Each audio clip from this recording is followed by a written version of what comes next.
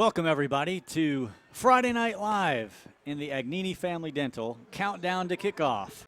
We are here at Bryant Stadium up in the press box, and as you can see, the night lights are already turned on, which means a couple things. One is we are late in the season, and hard to believe this is the last regular season game that we'll be playing here at Bryant Stadium. So the sun has already gone down to the horizon. No need to block and put shades up. We can't see the sun hitting us in the face. And it's also a very special night here at Bryant Stadium, senior night, where we get to celebrate our senior, and particularly football players, cheerleaders, band members, and they are lined up right now behind us getting some recognition for that fine achievement of being seniors here at Lakeland High School. As you can see, they always put out the football players first so they can get ready and prepared to run through the runway of victory. And so we've already seen Holden Hodgkiss and some of those seniors that you would know the names of through the regular season come through the line. A.J. Davis, James Robinson. And what an incredible feeling. And I can tell you, obviously, all of us that have gone through, those years can fly by pretty quick. And for some of them, they're getting close to the end of their football career, Jeff. And so a special moment last week. The Dreadnoughts coming off a big win against Winter Haven. We'll get more into some of those stats. But an emotional week last week, but home here at Bryant Stadium for senior night. Yeah, Lakeland 6-1 now after the win over Winter Haven. And more importantly, 2-0 in the district, with obviously Kathleen next week being the final district game. Lakeland controls their own destiny. They'll win next week at Kathleen. Big game. And they'll be the district champion for, I believe, the second or third year, I believe, in a row. And then they'll have at least one home playoff game, obviously, to start the playoffs here in a few weeks in early November. If they lose next week, depending on how that works out, they still might be the district champions. But obviously, you want to go into the playoffs on a roll and make sure you are district champions and have an undefeated season in the district, which they didn't do last year because they lost to Bartow. They won the tiebreaker and were able to be district champions. So it would be very nice to be district champion, undefeated district champions this year. That would be a nice accomplishment for this talented senior class. No question, and it's always better, as Jeff said, to be able to hold your own fate in your hands, so depending on how you play, coming away with that victory. Always can be dicey if you got 2 or 3 teams in it. We saw, again, last year, this team has to beat this team, this has to beat this team for us to be champions. So a little bit different situation. We carry our own weight this year going in. And tonight we have a tune-up game, if you will, for the big Kathleen rivalry game next Friday. It's the team with the longest name in high school football, Pompano Beach Blanche Ely High School. Tigers. The Tigers, make it easy, the Tigers. Yeah. And they are 2-4 in the year, but coming off a win last week against Coconut Creek 10-6. So we'll talk more about them in the next segment. But it should be a good game tonight. One the Dreadnoughts are certainly favored in, but should be a good game. But that game last week against Winter Haven, that was a barn burn. I was actually driving up to Georgia to my alma mater, Mercer, to watch Mercer play football last Saturday. My wife and I were driving up Friday night, and I had her texting my good friend Steve Madden, get some updates and how the game was going. We texted him first. He said, we're down, and he told me to score, and then we got that we had come back and, in fact, won the game. So great win for the Dreadnoughts last week, 35-23 victors over Winter Haven. Tim, they were down 20-0 in the first half and 23-7 at halftime. So unlike the game against Carroll City, where we were unable to really get back in the game, last Friday night, halftime, obviously Coach Castle, Coach Baldini made some good adjustments. I think some senior leadership took hold in the locker room, some quotes in the paper from A.J. Davis.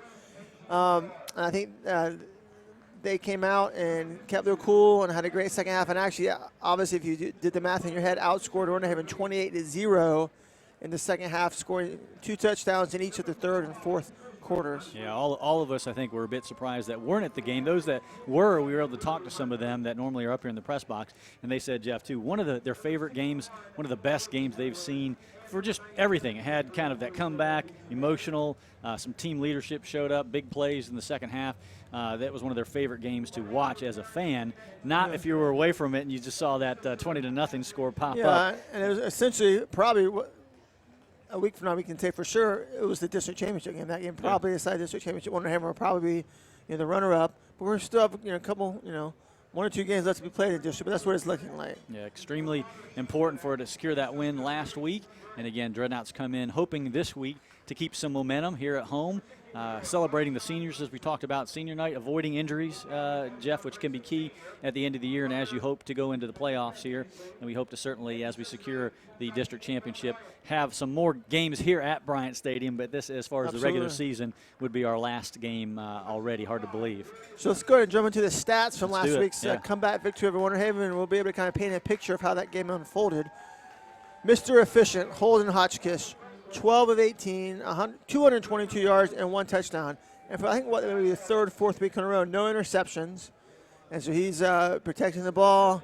As the years gone along, his accuracy has increased. His completion percentage has gone up. He's been well over 60% the last several weeks.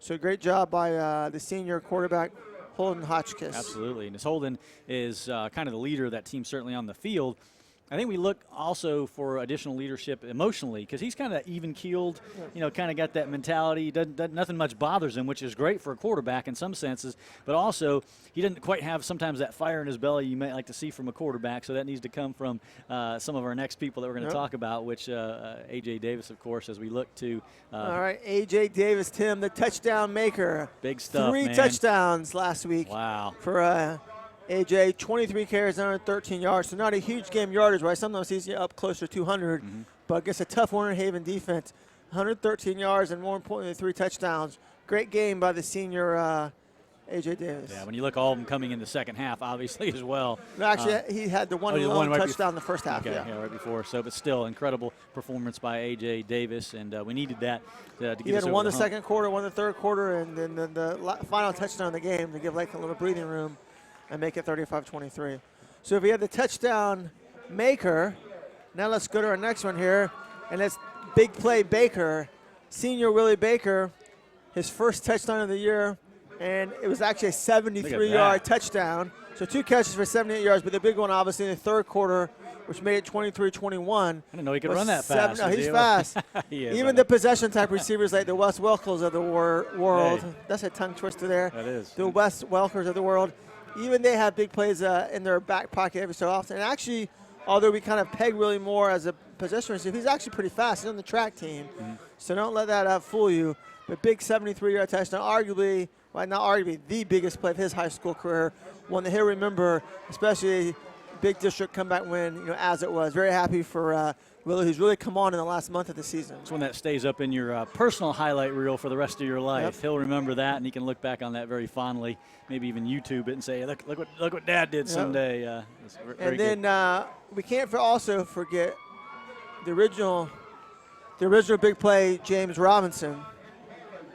And he had a punt return, Tim, in the fourth quarter that actually gave Lakeland the lead, a 60-yard punt return by James Robinson, and that gave us a 28-23 lead. Just a special teams play by James. And actually, he's probably one of, I would imagine, a few players in the county who have scored touchdowns receiving, pick six, and now a punt return for a touchdown. So 3 different ways he's scored this year. Watching one of the Twitter feeds, I was able to see the video of that. A spectacular run as he kind of just went along the side. It looks like he was going to be pushed out and was in traffic and somehow skirted that sideline and used the speed to take it in. So, and who knows, if that play doesn't happen, then they would have had to they still score one more touchdown after that. But you never know how a game develops. If they don't get the lead, maybe Winter Haven keeps some momentum. So that play right there really was the game winner and perhaps the game decider. No guarantee that last touchdown happens without that punt return, which fully put the momentum in Lakeland's side as it gave them the first lead of the game. Fantastic win. Again, to recap last week, Lakeland comes up with that big district win. And tonight at senior night, we'll come back to recap that in just a moment. We'll take our first time out as we're enjoying the countdown to kickoff by Agnini Family Dental. Agnini Family Dental truly is a family of doctors. We strive to give our patients a patient-first dental experience. Our goal at Agnini Family Dental is to provide our patients with the highest level of comprehensive dental care and prevention. Every member of our team promises to put the needs and concerns of every patient first in every aspect of their dental care. Our family of doctors take a tooth-conservative approach to restorative dentistry with a special focus on sedation dentistry, implant dentistry, and orthodontics. Call to schedule your appointment today and let our family of doctors change the way you look at dentistry. Special time as you see the ROTC, junior ROTC coming out. Seniors, again, everyone getting recognition here tonight. Well deserved, as they are all part of the Dreadnought family. Once you're a part of that family, you're always a part of that family. So as the seniors continue to roll on through midfield, we'll continue to roll on through with our pregame show. And this week, as we said, hopefully not one of those nail biters, Jeff, but a good time to maybe tune some things up. And speaking of tuning things up, I actually had to go Did you pay have a Dr. tune-up? Agnini a visit. We always have to Wednesday. get to that first. Yeah, 2 days ago I had to get a cavity fill. Oh, no, Jeff. Just wanted, but coming from somebody who hated the dentist as a child, hated going. It's Agnini so relaxing. They give you some of that laughing gas? No, What did you have? No laughing gas. All right. But, the room I was sitting in was right in front of their fountain outside, and they actually have a little pond. They have koi fish. Oh, I'm watching fish swim around, and then their waterfall and all that kind of stuff. While I get the cavity filled, I'm telling you, it's amazing. And Dr. Mike, who is my dentist, the father of the Agnini family dental practice, he's got gifted hands. He gives you the shot of the Novocaine, whatever it is. It doesn't even hurt. It's amazing. So relaxing. Got the cavity filled in and out. Not an ounce of pain. And they do great work, quality work there at Agnini Family Dental. So whether you're getting your teeth cleaned or a cavity filled or whatever the case might be, they take great care of you. It's a great, inviting, relaxing atmosphere.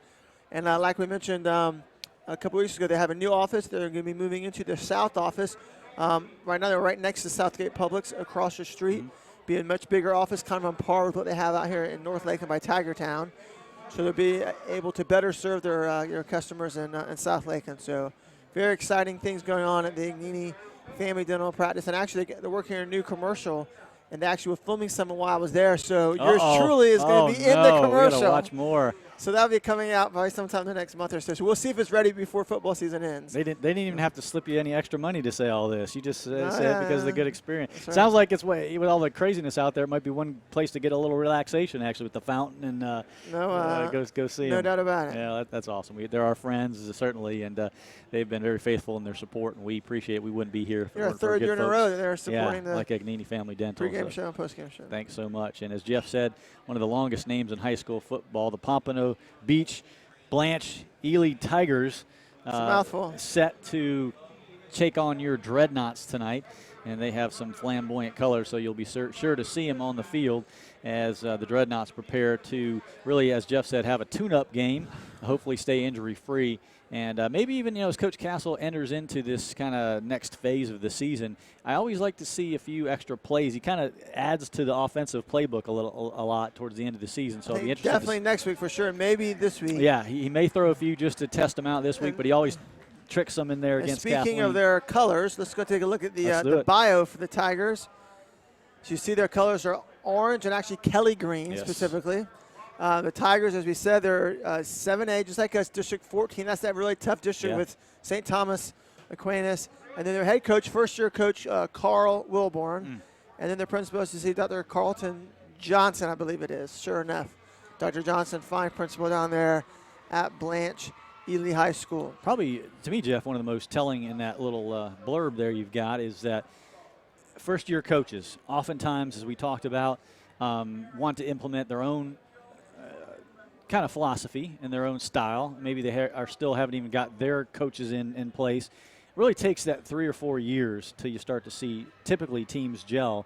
Certainly we've seen that with new schools. May even take 6 or 7 years to get kind of some momentum.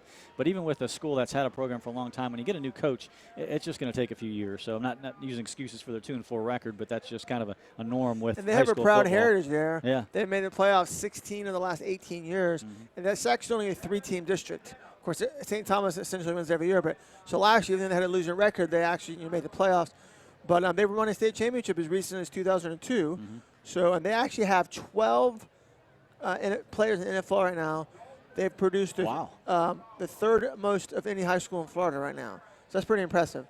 And I will say, speaking of St. Thomas Aquinas, they have to play St. Thomas next Friday. Oh, boy. How many high schools have said they have to play Lakeland and St. Thomas back-to-back weeks? Dang, that's some How you tall, like them apples? tall order. But as we look at that, we always talk about, some keys to the game, some key players. And why don't we talk a little bit about as most teams from South Florida, this team's going to have some speed. All their receivers are, according to Coach Baldini, very athletic. And so, as a typical team from South Florida, speed and athleticism will abound. As you see there, quarterback James Wallace, who's only a sophomore. They have a couple quarterbacks on the roster, so you might see more than one quarterback, but he's a sophomore, and you might even see him at wide receiver some when they have one of the other quarterbacks in. Then two-way player Willie Johnson, the running back and linebacker. And then Dion Moore, who's their big play wide receiver. Coach Boldini said anytime they need a big play, they're going to be looking for Dion Moore. And, yeah, we'll call certainly those. You see the Tigers, as Jeff said, those colors. You got that Kelly green. You know, you still have to play the games, Jeff. It's one of those you can't just come in and, you know, as we got off to that slow start last week, just let them hang around, and then, you know, you get one of those weird surprises in the third or fourth quarter, or a couple turnovers happen that you don't expect, and here you have a ball game that shouldn't be. So I'm anxious to see if they kind of jump on them early in the first, second quarter and come away with a pretty good first half lead. So we'll have to see how that plays out. I would not expect a repeat of last week's game, although this is kind of a trap game. Coming off an emotional comeback victory against Winter Haven, a district win. Got another district game next week. I mean, crosstown rival Kathleen. This is your proverbial trap game tonight. That's what I was and so from that perspective, they could come out maybe a little bit sluggish. And with senior night going on, there's extra activities. So we're kind of giving a little peek at one of our keys to victory tonight, but they're going to have to come out and ready to play tonight. But we're going to count on our key players as well, and some of those are names that you would, of course, recognize as we talk about our players that need to come up and still perform this week. All right, we're going to start with our defensive players tonight, Tim. Jaquan Lawrence, the defensive end, very talented. He's got some sacks in the year. Hopefully he can provide some pressure to James Wallace and coming tonight. They are going to be passing the ball a decent amount, so you should have some opportunities to get some more sacks tonight. Denquarius Longs, do everything senior linebackers, had a great year, and as always, he's an impact player. And then Demari Mathis, Division I recruit going to South Carolina, cornerback. I'm sure he'll be matching up against Dion Moore at times tonight during the ball game.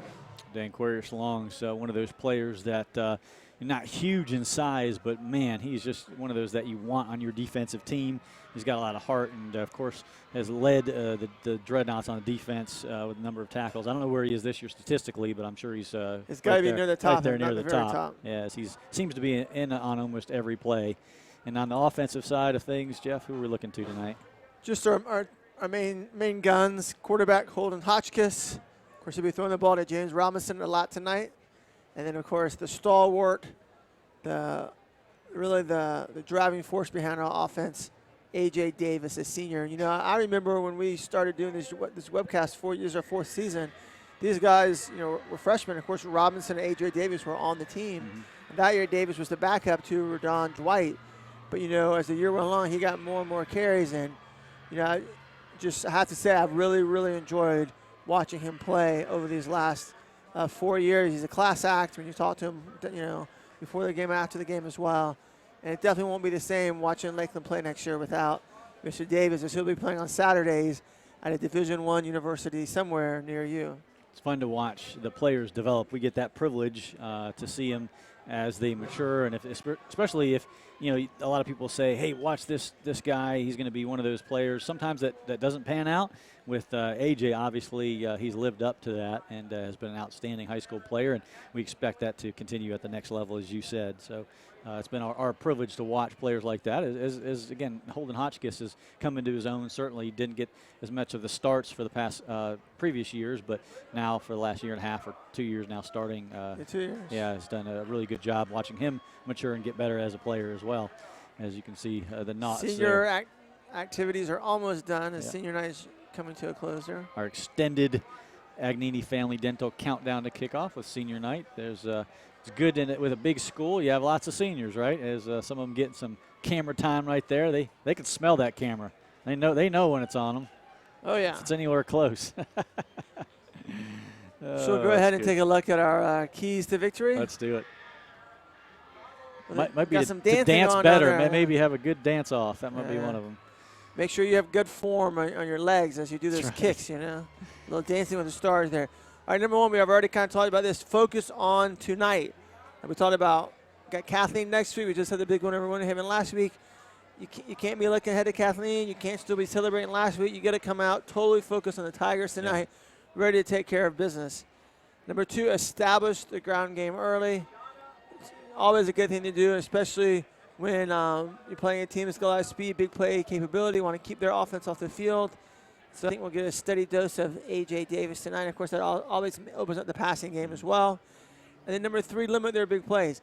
This is not a team that's talented enough that they're going to be able to put together 10, 12, 15 play drives consistently in the game to score points on this dominant Dreadnought defense. But if you get a little sloppy, miss some tackles, get out of position on defense, then it's certainly possible with their speed they could bust some big plays. So we just got to make sure that doesn't happen. If we play solid, fundamental football tonight, Lakeland should walk away with a solid victory, as we will improve to 7-1 in the year if we're able to do that. We certainly have seen pockets of that kind of sloppy play that you've talked about throughout the year. And then we've seen moments of brilliance where they just look like no one could score against them. However, I'm sure Ely has looked at the film and maybe, I don't know if they have any kind of passing game, but we'll try to use that speed, as we said. And so always, again, like we said, not just only senior night, but we have a vast array of Lakeland Dreadnought family. Sometimes they're in the stands. And one tonight is one of our beloved fans, one of our best fans, is Ski right there. Mr. Ski. Happy birthday, Ski. So Happy 45th birthday. He's a young, 45 years old, and actually, when you get to his age, it's okay to tell the truth because it's impressive. You know, he's actually 85 today. 85. You know, when you're younger, you can't wait to get to that next age, and then when you're middle age, you try to lie and say you're young, and then when you get to maybe, I don't know, 75 or older, then you kind of wear those years of pride, and Ski still gets along very good for his age. A very spry 85-year-old. He is a fixture down in the stands there in the middle of the fans, and he is one of the biggest cheerleaders that we could ever have. The only thing that would have been better of that segment is if he already had his hat on. That's the big Dreadnought ship hat. Maybe people didn't recognize him. They're like, who's that? But put that the hat on him. Yeah, it's like old Two-Bits, you know, they get the yellow shirt and the tie. He's kind of that kind of thing for Lakeland High School. So we're glad he's here on senior night tonight and his birthday. So we'll have to go down and congratulate him on the 85th birthday. Again, extended senior night here for pregame. I don't know if we want to take another timeout or what we want to do here. Yeah, I think we'll take a commercial break. Still waiting for the team to line up behind. Yeah, we'll be back with more of the Agnini Family Dental pregame show. Stay with us. From up here, most pre-owned vehicles look pretty similar, but that just isn't the case. Hi, I'm Benny Jr. with Bartow Ford. Only at Bartow Ford do we meticulously inspect every pre-owned vehicle that makes our lot. Because of our high sales volume, we're able to keep only the best. And let's face it, that's what you're looking for when you're looking for the best deal. A quality, premium, pre-owned vehicle. It's just another reason why at Bartow Ford we say we're different and we prove it. During our Fun in the Sun event at Regal Kia Lakeland, drive a new 2016 Optima, get 0% financing plus $1,000 bonus cash. You got the sun, you got the fun, and we've got the savings at Regal Kia Lakeland. South says yes, you pay less.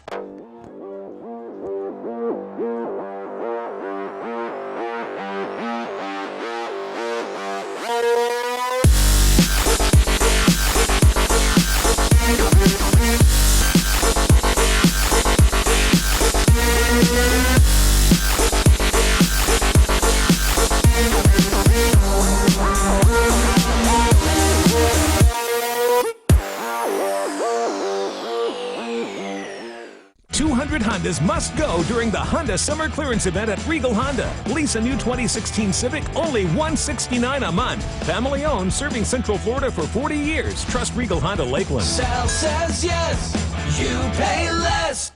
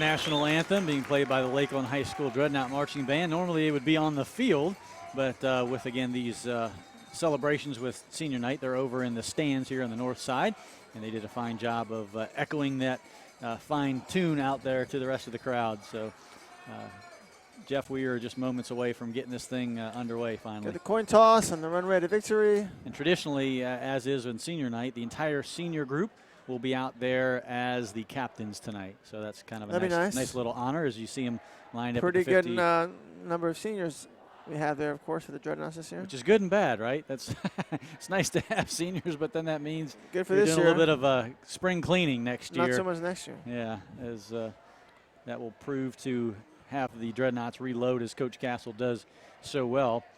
And he's so apt at plugging good people in. And as we've seen, we've got some great up-and-comers. Covington, you think of some of those running backs that are behind Davis that get little bits of playing time. Covington's a senior too, though. Oh, is he? I think so. The guy, who's the one I'm thinking of? Michaela. There's one other one that I was thinking about. He scored a touchdown a few weeks ago, yeah. But he's a junior. He'll be back next year. He'll probably be the starting running back. Some of those, again, you don't get to see a lot unless we're way ahead, but we hope to be able to see them tonight. See them tonight. That'd be nice, wouldn't it? Get them in lots of play time. We're still waiting for the other captains. I'm not sure where Ely is hiding in the locker rooms, it seems to be. Well, I think we're still taking some pictures down there right now, too. Get some pictures I don't know if I'd want to seniors. come out if I were them either. As you can still see the captains being the entire senior class of the Lakeland Dreadnoughts. The anchorettes and cheerleaders lined up in their respective spots. They've got, let's see, who's bearing the flags tonight. I don't know if we can see the runway to victory. We've got number 20, it looks like, number 40, and then who's that dead in the middle? Number 26 for the Knots. Leading the way, that's Lorenzo Brown, the 11th grader. So as the seniors are out, it's kind of like passing the torch off a little bit to the juniors in that next group of leadership, hopefully. As we're still up here in the press box, just waiting for Ely to come out. Maybe someone told them it wasn't going to start till 8 o'clock or something. I don't know. Yeah, maybe they're upset with having to wait for the senior night. Maybe it's perhaps showing some kind of. We're not going to say protest. We're just kidding. We don't know. They may just be waiting for a signal from the refs. Maybe they didn't want to come off the national anthem. I don't know. So where's the dancing ref been since we had him back 3 or 4 weeks ago? Yeah, that'd be nice if we have him again tonight. That would keep might us be one of those. entertained. Yeah, I was gonna say it might be one of those nights we'd like to see him. Oh, there you have it. See, he doesn't tell stories. He doesn't fib. He's got the cool shades on too, so he's not only. Yeah, give you the shades so the I know. So the light doesn't get in your eyes. Hit you with that light. Jeff is hanging out in La La Land or just off in his favorite place while he's getting that done. Yeah. What were you thinking about? Just thinking about work, I'm glued to my phone all the time, After he gave me the notification, he's all right, you can get back on your phone and, for a little bit, So always stuff to take care of, That's for sure. So and cell phones are great, all the modern technology, but the problem is it's almost impossible to divorce yourself from work, It's with you all the time. Yeah, I hear you. Dreadnoughts, of course, as you can see behind us in the orange uniforms and white pants with just the fine orange stripe down the side. We don't get to see those breeches too often. As I see Ski down there on the sidelines now. They're giving him some recognition with his hat. So he's got his sign up, and everyone's standing up and clapping for him, and rightfully so. There he is. See, now you can recognize him. It's kind of all you see is hat and glasses right there from old Ski. Some serious craftsmanship. No doubt we hope Ski's around with us for many, many more years, but you have to imagine that that hat is definitely destined for the Hat Hall of Fame. The Hat Hall of Fame, the Dreadnought Museum, Let's whatever get naughty. Whatever we have, it would be. And I think that we're going to actually interview him. I think Madeline's going to interview him here in a little bit. He looks like a little bit from the guy from the movie Up, a little bit. He strap some balloons on. See, we're that still helmet. just taking pictures right now. I think it's just might as well because the Here come the captains for the Tigers as I see them walk on the field now. I know you'd much rather watch what's going on the field than look at Jeff and I, so at least you get a glimpse of what's happening down there. As we are approaching, let's see, 7:41, so we are a bit late here Eastern time. And looks like by the time they get this kicked off, it'll at the very earliest be quarter till. Probably more like 10 till, actually. 10 till. It's finally the Ely captains. Number 3, Dion Moore. Number 4, Mr. Johnson. Number 8, Carlton Cleopat. Number 9, Corinthian Hudson. Look at that in the first name. That's a good one. You're going to walk all the way over and talk to the refs, and they're going to say, Is he first Corinthian or second Corinthian? I'm not sure. Is he a junior or senior? Yeah, that's good. Let me peek over at the crowd we got tonight here on senior night. A lot of parents showing up to escort their children across midfield. And here come your Knots and the entire senior class behind number 19, Roman Willis, number 36, Matthew Wunsch, Jakari West, Corithius Stevens getting the honors tonight. You have Corinthians. We have Corithius. Hard to believe my friend's son there, Shane, his son Roman, is a 12th grader already. And unfortunately, as you can see, he's not dressed out tonight. He's been fighting some nagging injuries. It's kind that you hate to have any time, certainly your senior year. Who's that? Roman Willis, yeah, Roman. 19 there on the left.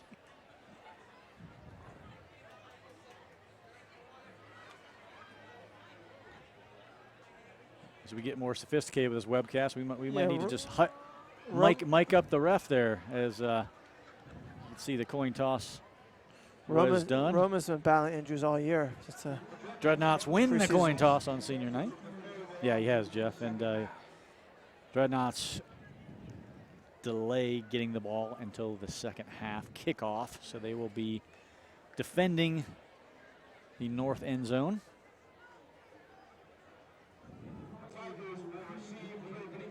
As the Tigers will be first to try things on offense here at Bryant Stadium tonight. In the last regular season game of 2016. We welcome your, see the banner flying high, number 4, James Robinson out there as they head back to join the rest of their team. Feel free to check in with us here during the ball game if you have any favorite moments when you were a senior, if you are a ball player and you remember what senior night was like, or if you just want to chime in on tonight's game or just the Dreadnoughts in general on this season, feel free to reach out to us. We'll be happy to talk about it, put you on the air. We may need a topic to talk about tonight, Jeff.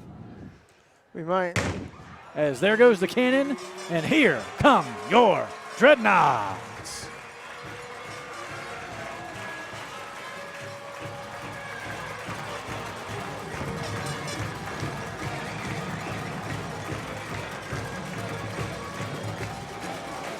It'd be cool to get to drive the helmet cart out sometime. I want to do that. That's a great sponsorship opportunity. We can like sell that sell the space on the the privilege sponsored of driving out. Yeah, that might be. You drive it out. Look at you thinking with the marketing hat on.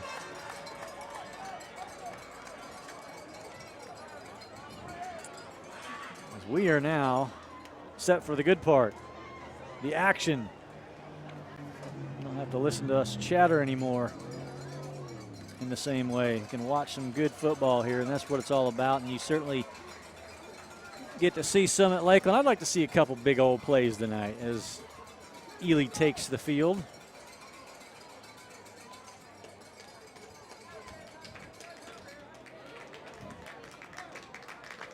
We do have one of our fine sideline reporters down there tonight. We'll see if we can drum up a couple interviews or reports. I think she's going to do ski at some time. I'm not sure when, but at some point in the night. The birthday boy.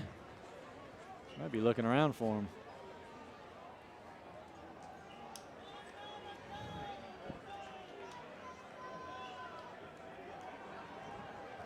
Looks like Ely's trying to still get warming loose up. after the long break. Yeah, it was been a while for them.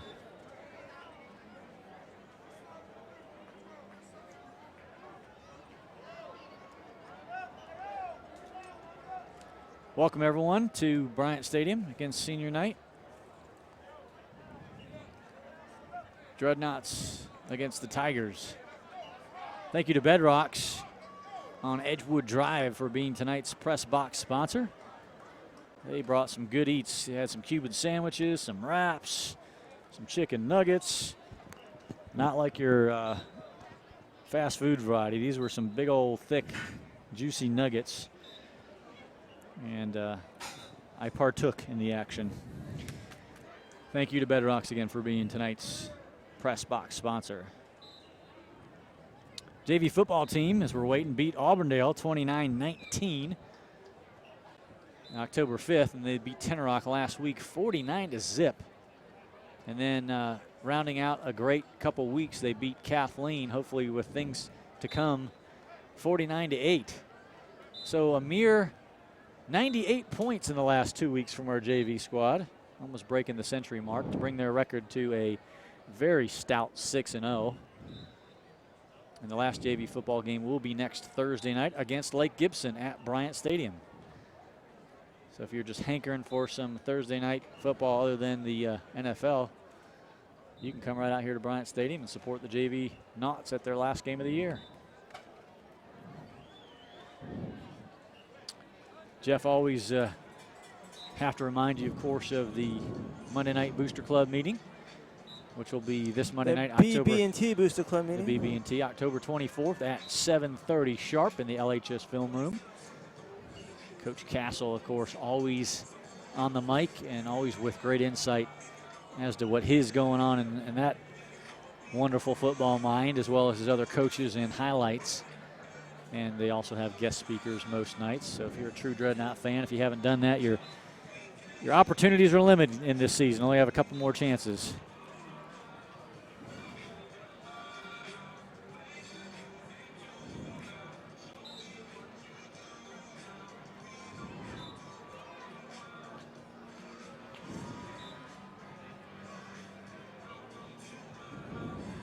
Of course, if you were wondering, Ski's name is actually Andy Mastalski, hence the ski at the end.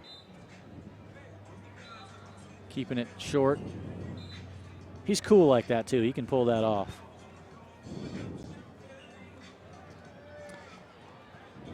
And as we're waiting for action to get underway, we're going to take our last timeout. We'll be back with the kickoff in just a few moments.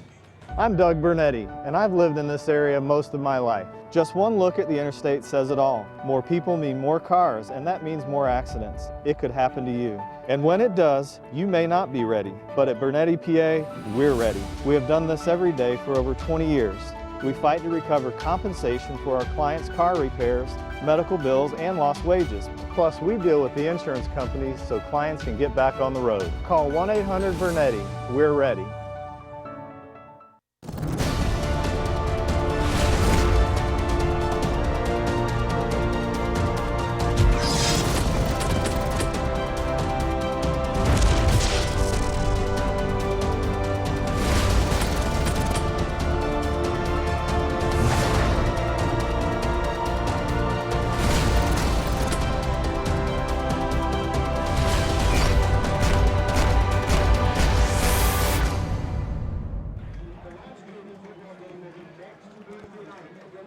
Welcome back to Bryant Stadium.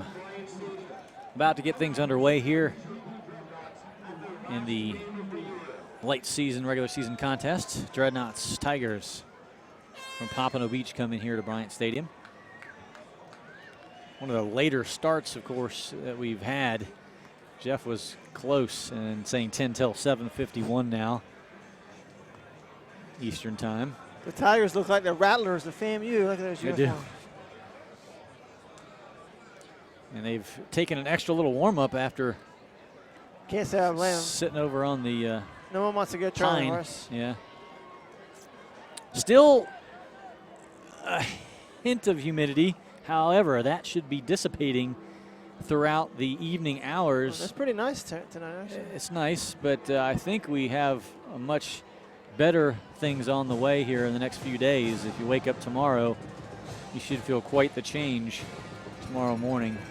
And again, as I said, starting to slowly filter in this evening. Cooler air coming from the north.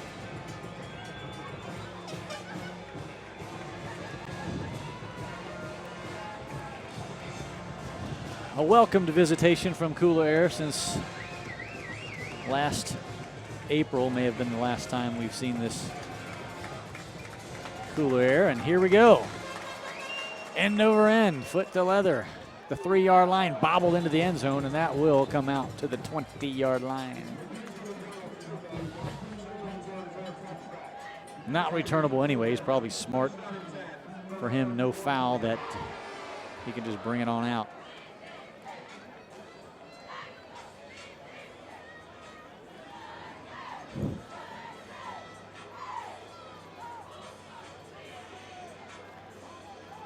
James Wallace, number 12. Not the biggest of prototypical quarterbacks that we've seen. As a flag to get things underway, the 10th grader leading things for the Tigers. Tall order here against the Knots. You go back to that Winterhaven game, Lakeland only had, I believe it was 6 penalties, like maybe 55 yards or something, which for them is really good because, as we all know, typically we're often over 100 yards, so pretty good night penalty-wise for the Dreadnoughts last week. I think if they went to Coach Castle and said that's what you're going to be penalized this game, or you can just take your chances, he'd probably take that. As no doubt. Back to the 15, 5-yard penalty to start things off for the Tigers. They send a man in motion. Wallace has a 2-step drop, looking downfield, trying to scramble now. The right side has a little bit of room and loses the ball. He recovers himself, but almost disaster early for them. Is there butter on that ball? I don't know. No. I don't know. He just dropped it.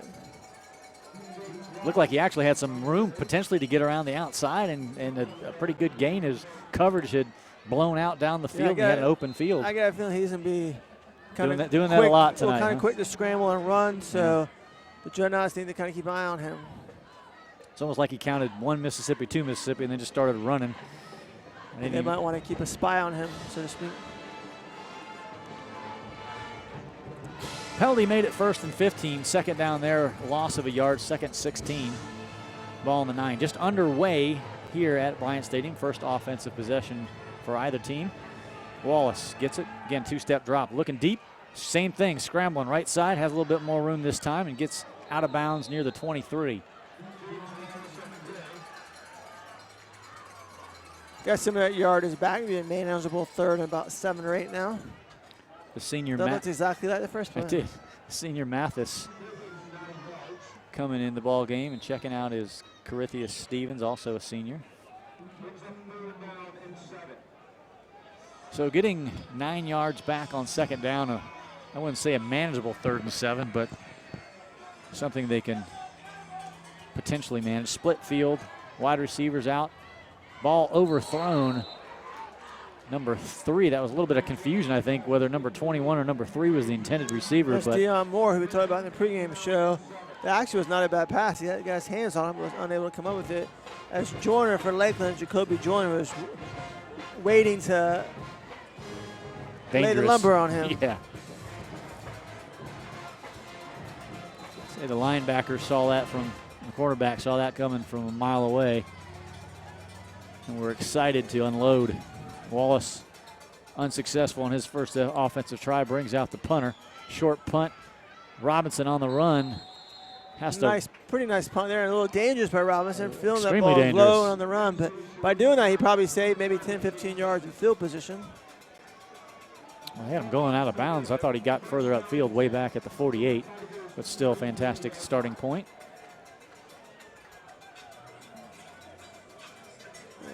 Lakeland will have the ball on the Tigers' 43-yard line to start. Excellent field position. relatively easy first stand for the Knott defense.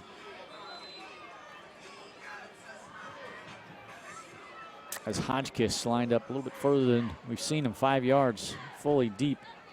No surprise there. Davis, first call of the night, pushes the pile about 3, maybe 4 yards, depending on forward progress. Took about 5 Tigers to bring him down, but nice job of gang tackling there by Ely.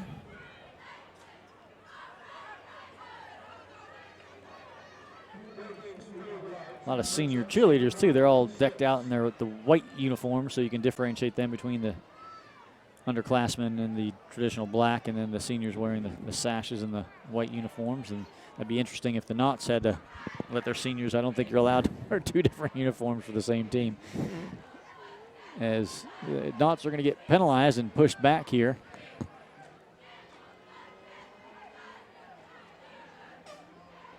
Back near midfield now at the 48. So a second down and 13, 14. Legal shift is the call. First down plays over again. 1st and 15. Hotchkiss, 2 steps, flags fly, whistles blow. There's look like movement there by the defensive end and the offensive tackle. I'm not sure who moved first, but I think that this one might go against the Tigers.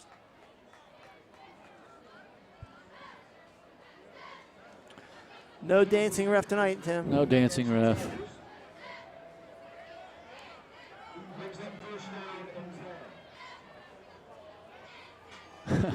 Well, a lot of movement and toing and froing for, in essence, the same starting point, 1st and 10. Yeah. I'd like the last minute and a half of that my life back for that, please. Back to 1st and 10.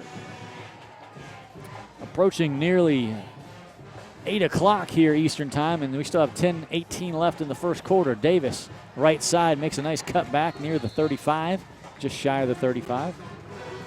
So that 1st and 10 run was better than his first and 10 run. So we'll take it. Now it'll be second and about 3 or 4. Interesting series.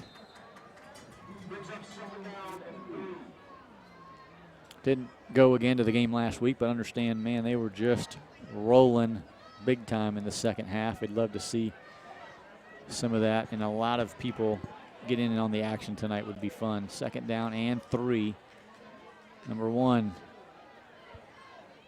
Look at that. Branson Brown, the fullback, gets the call. Unusually, they usually for blocking, but they said let's give him a chance to just pull people a few yards and pick up a 1st down. It's going to be very close. You got to give him a nibble every once in a while. It's one of those, he's like, really, coach, me? You want me to get the ball? So close, as a matter of fact, they will call a timeout for the measurement. Bring out the chain gang. And that chain gang is getting a nice little jog all the way across the field. We should have that the song cue. Working on the chain gang. They should do that here at the stadium. That'd be great. It'd be funny if the band could play that, and every time the chain gang came out, You're full of good ideas tonight. Did someone give you like the good suggestion box tonight? I'm just always working the good creative. suggestions. Those juices are flowing over here.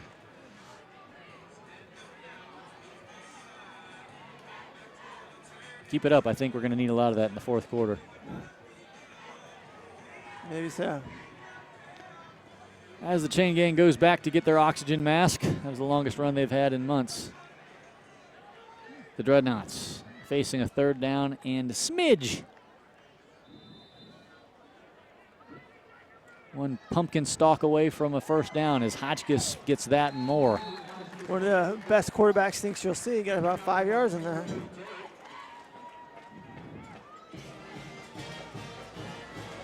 I often see that when a quarterback sneak is called, everyone just kind of dives forward and some of the defenders forget to tackle. You still have to get him down. He doesn't just necessarily dive and fall down. He oftentimes will keep his feet, and Hotchkiss just shy of the 25. Under 9 minutes now. 1st quarter action. Hotchkiss under center with Davis Nice fake handoff, wide open. Branson Brown, the fullback in the flat, unable to come up with it. He fought that ball. He was right there and he fought it. Some of those a little bit different plays, Jeff, that we were talking about. Maybe trying to add some to the repertoire for the Knots as we go into the Kathleen game, as you said. By the way, I want to congratulate Mary Claire Madden and the Dreadnought volleyball team as they won the district championship last night. Oh, yes. Very nice. No gain. Second down and 10 and incompletion. Yellow hanky goes a-flying. I believe the Knots will be. No. Ely, the Tigers against the Tigers, backing it up 5 yards.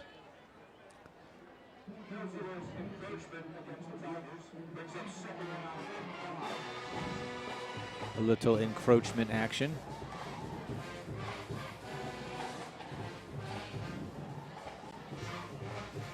Just shy of the red zone now. The Knots on a 2nd down and 5 after the penalty helps them just a bit.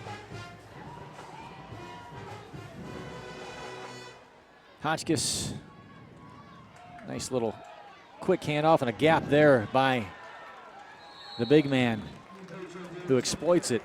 Down on the 10-yard line, it should be 1st and goal for the Dreadnoughts. This A.J. Davis has a nice run. He hit that hole hard. Yeah. Had a little extra burst of speed there.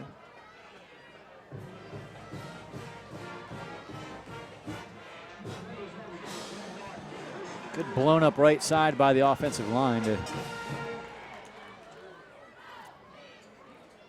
shoot Davis out in the gap. 1st down 10 at the 10. You can kind of see old number 10 sneaking out there, Willie Baker, along with Robinson, but they're going to continue to stay on the ground here. Big hole. Davis decides to cut all the way back to the middle, and he's going to be just shy of the goal line. He had tons of room to the left side, but we kind of faked like he was in good left, and he cut it back towards the middle. Psyched us all as the Knots bring in some beef. As you can see, old Dakota Weaver coming in, the very svelte 6'5", 330. Oh, that's a lie.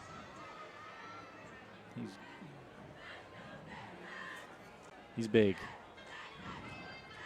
That could be right.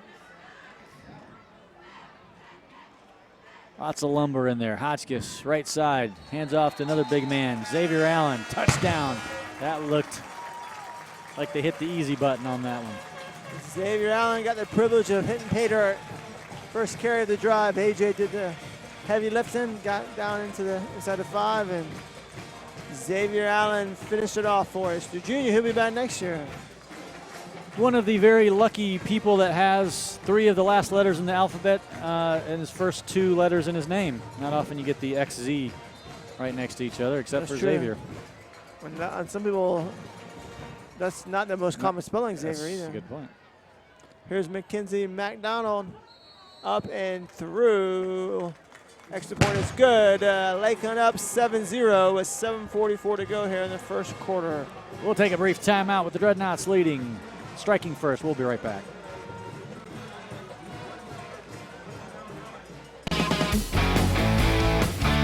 From up here, most pre-owned vehicles look pretty similar, but that just isn't the case.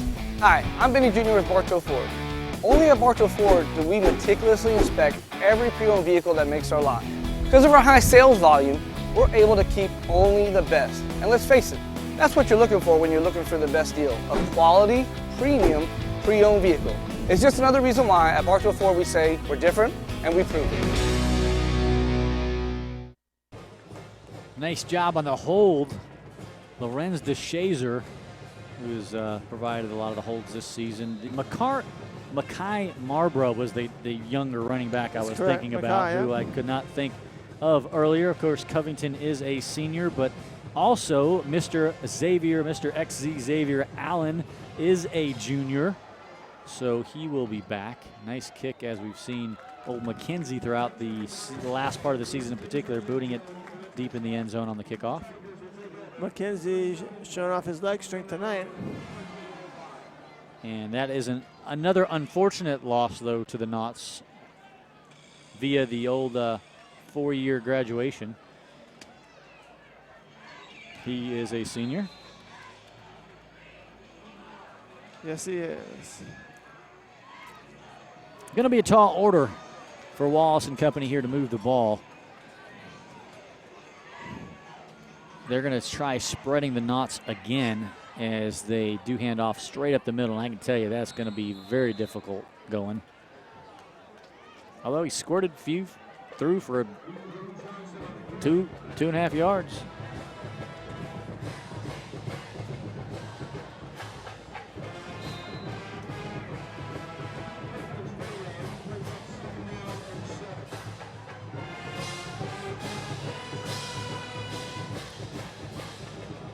Gave him 3 yards, second down, and 7 on the quarterback keeper, 3 yards first down. Let's see if they do, in fact, go back to the air.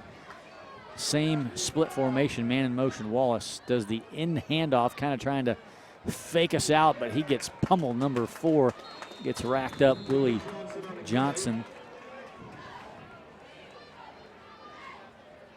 Jaquan Lawrence in that tackle, and Latrell Jean, 2 of our defensive linemen up front for the Dreadnoughts.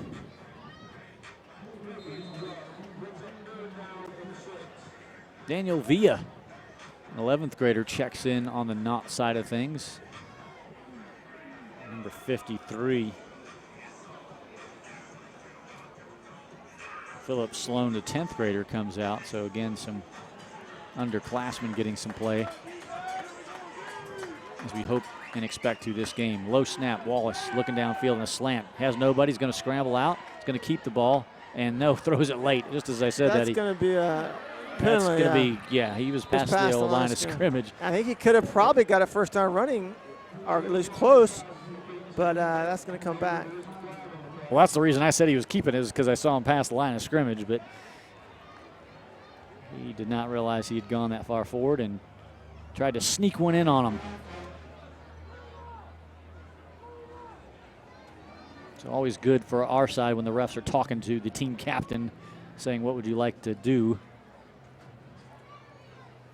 on the assessment of this penalty.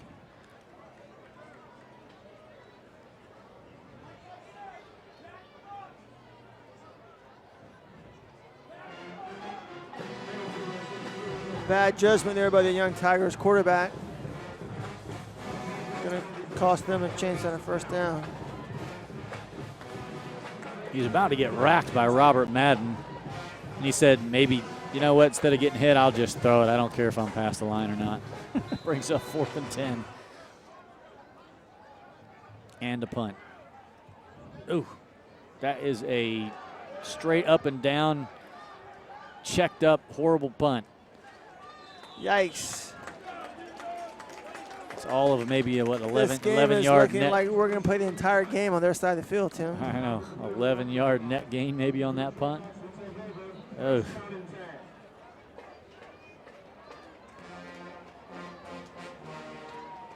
It's one of those games that I think we have a really good chance of blocking a punt if we decide to go for it, because we held back on that one, and we easily could have got to the ball. I mean, if they would have said go, the coaches would have said go for the block, we could have gotten it. So I don't know, maybe the coaches will see that, but had plenty of room to block that ball. They just let it go. As Coach Castle will talk things over on a mid-quarter water break here at Bryant Stadium. The Dreadnoughts lead 7-0. We'll be right back after these short messages with our sponsors. During our Fun in the Sun event at Regal Kia Lakeland, drive a new 2016 Optima. Get 0% financing plus $1,000 bonus cash. You got the sun, you got the fun, and we've got the savings at Regal Kia Lakeland. Sal says yes, you pay less. Bonus cash is always good, especially if Sal says yes. 5:59.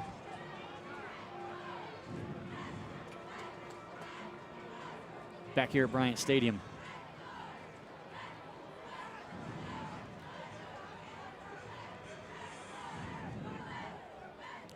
First quarter Polk County Prep action coming to you live via webcast. as Hotchkiss comes to tight formation, fakes the handoff, looks deep now over the middle, has number 4 Robinson a bit too far. Double teamed, led him just a hair too much. Yeah, number 42, the safety there for the Tigers. Derek McClary did a good job of coming in there and getting in James' way and preventing him from maybe making a dive for the catcher. I thought Hotchkiss was winding up to go to Willie Baker on man-to-man coverage.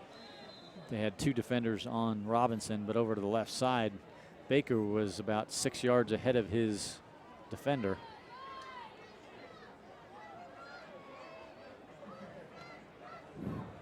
Robinson split out wide on a 2nd down and 10. Sweep play to Baker, who you said has that speed, was unable to get around the corner. Pretty nice defense. That's the first by time this Ely. year we've seen them use Willie in the running game there. Throw some extra stuff in the mix. And, a little something for these playoff teams to think about.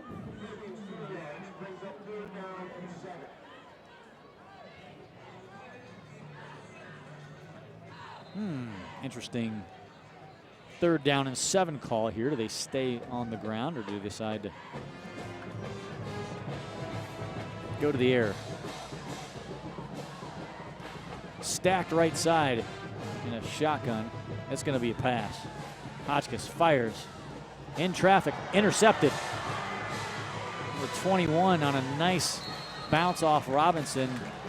Kept his focus and just picked the ball out of the air at the last moment. James Harris, the sophomore defensive back for the Tigers with the interception. The first one Hotchkiss has thrown in several weeks, not really his fault as the ball bounced off of Robinson. Maybe a little bit high, it wasn't perfect Not pass, his fault, but I tell you what he's doing. He's forcing the ball into Robinson when he's got other receivers that are wide open. I think obviously he's talented, but I'm seeing in his brain he's probably got Robinson like he's just going there no matter what. And when he's not going through his progression, he's locked in on he's Robinson. not. They have double coverage on Robinson. Everyone else is man-to-man. He could easily pick apart some of the other receivers. Number 4 up the middle, and that's just going to be stopped for a loss big time. 3-4 yards back in the other direction. Robert Madden on that tackle. He's small and undersized, but he gets in there at the defensive line position, linebacker, and really makes some plays for the Dreadnoughts. Boy, Johnson, that runner number 4 again. Ely just not having a lot of size, certainly in their skilled players, starting with the quarterback, Wallace. I agree with you about the Hotchkiss didn't make his progressions, but having said that, Robinson should have caught that ball, even though it was a little bit forced. Naked backfield and dropped and sacked. Jaquan Lawrence, the senior defensive end, one of the impact players we previewed in the Agnini Family Dental pregame show tonight, getting the easy sack there as Ely bad gambled. snap made Wallace have to pick it up and run for his life. Well, the gamble with having no one in the backfield to block is just that. If you have a bad snap, no one was there to protect the quarterback, and he was running for his life. It was a jailbreak, and there you go. Nothing happening for Ely again, and now a 3rd and the zip code. They have to get 2 yards shy of midfield to pick up this 1st down. It did slow things down on the turnover, but Wallace scrambling for his life again, and he's not going to be able to pick up all those yards. It's going to collapse on this. He does not get back to the original line of scrimmage. Jaquarius Smith from his linebacker position helps make that tackle for the Dreadnoughts.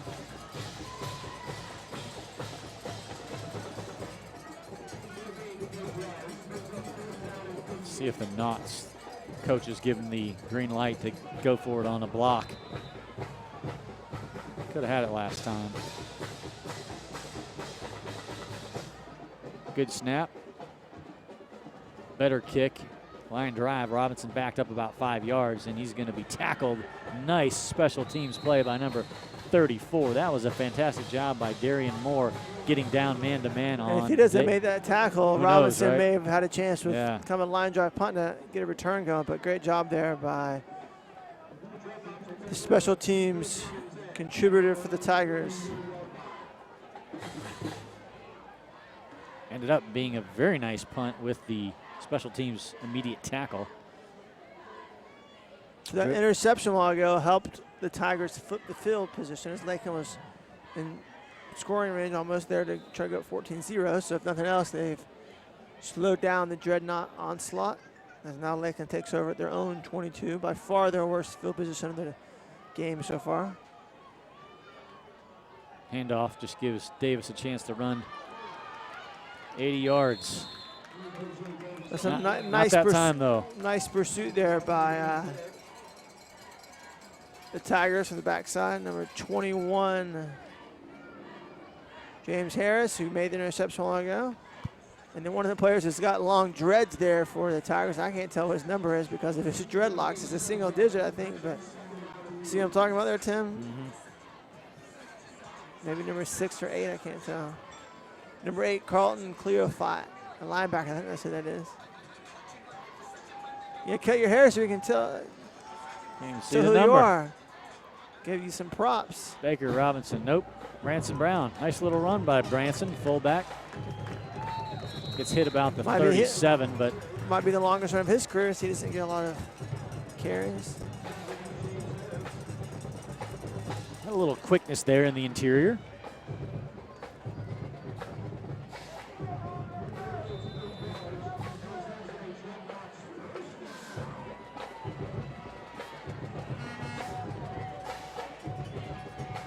Branson will be back next year as well, an 11th grader, so he's one that has gotten lots of playing time. That'll be helpful no matter where he's plugged in next year. He's blocking this time. Davis with a big hole right side. Nice move inside. Davis in the open has one man to beat. Can he get ahead of number 21 on the angle?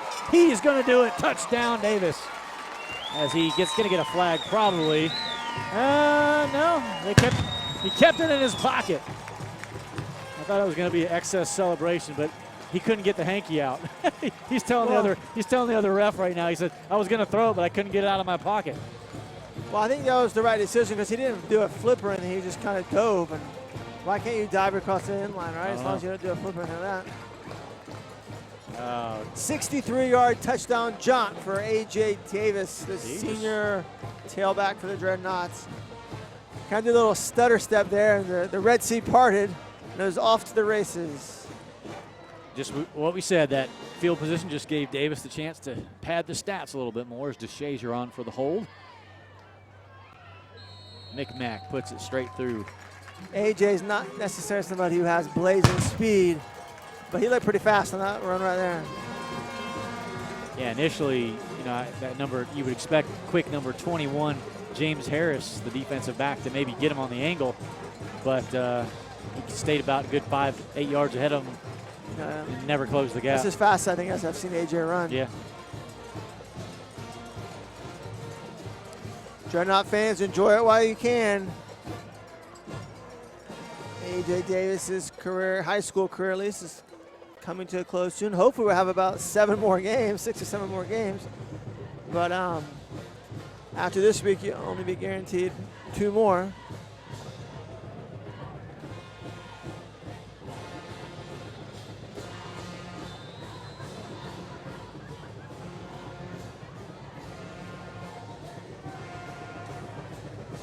If history tells us anything, it would be that Mackenzie McDonald will kick it in the end zone after a touchdown. He gets ramped up, and then, of course, he does not. Oh, he's 1 yard deep, but they give it to him. Oh, yeah, he was definitely 1 yard deep. I'm surprised they let him return it. And good for him that they did because he got out to around the 26, 27-yard line.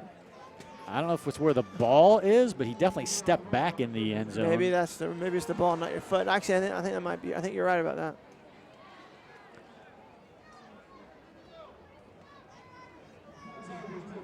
Still a challenge for Ely to get past midfield. They have not thus far on 3 tries.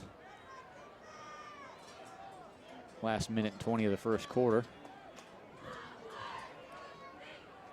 That's the first little hurdle they got to get through, is to break midfield. Wallace fires it in the flat. Number 3 comes inside. Nice little cut move and spins around and stays on his feet. Gets hammered at the 35 by number 9, Jaquarius Smith. Robert Madden in there on the tackle as well. Cleans up the mess, but not before Look at it for a second. They were trying to strip him. Just get him down. Tackle him. Get him down. That's all you got to do. One of their best gains of the night. As we are now under 1 minute to go here in the first quarter. 14-0 Dreadnoughts, as you see there on your screen. Wallace with a late handoff, 3-step drop, gets it into first down, I believe. And that could be their first down of the night.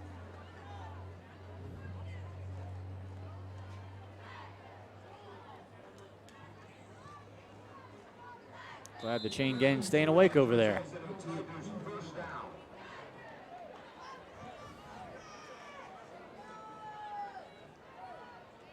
$12 yards to make the 50. We said that was their first challenge. See if they live up to it here, spreading the field. Stacking the top side of the formation. Single man bottom side. Wallace quickly fires, looking for blocks. Number 5 caught it and gets to the outside. Nice little nifty run after the catch. Stanley Bolden. So a little speed there on the outside. The Tigers are starting, as you said, have a little bit of success at least moving the ball in a little short control passing game. But like I said earlier in the pregame show, I don't think they're going to be able to do this for 70 yards to get a touchdown against this Dreadnought defense. As the first quarter's come to an end, your score, Lakeland 14, Ely 0. We'll take a commercial break and be right back with you with more Dreadnought football.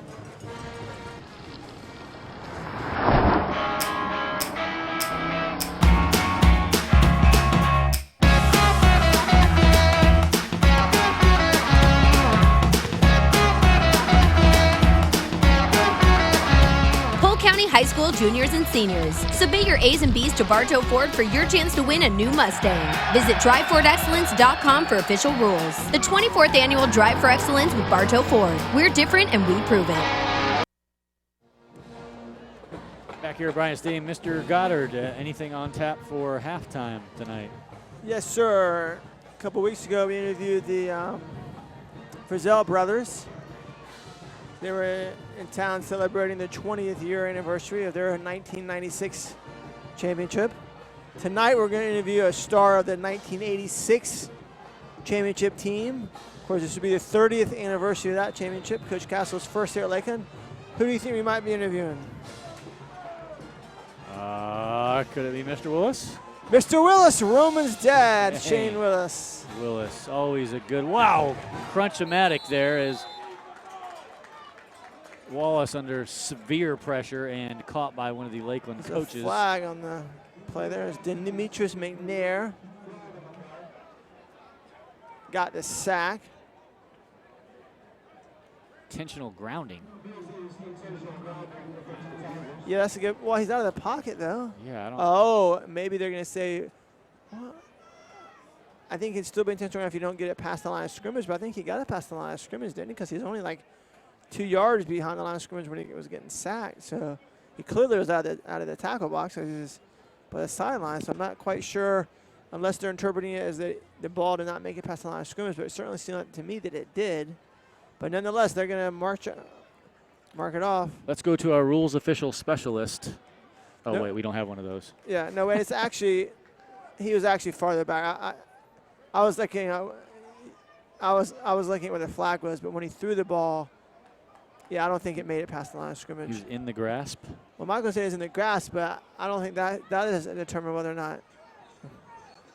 I know. Michael's pulling her leg. What a joker. Want to say a quick hi to my Uncle David, who's traveling with his job, and he's watching the game tonight in Ocean Springs, Mississippi. Have some sweet tea from me, Uncle David, and go Knots, as he said in the text. 3rd 17 for Wallace. Dropping back, looking downfield, throwing it, launching it. No one there except maybe Interception. What a Intercepted catch. by Damari Mathis. Wow. The senior cornerback. Look like a wide receiver there. That was beautiful. That's as pretty of an interception as you'll see. I did not think he could get under it, but it was high enough to where he could use that speed and dive. Laid out fully. He's hurting a little bit, but that was worth it. No question about it. That's a highlighter for sure. Damari Mathis on a fantastic interception. We're on fire with our impact players so far tonight. Yeah, no kidding. Interception by Mathis, sack by Lawrence, touchdown by AJ.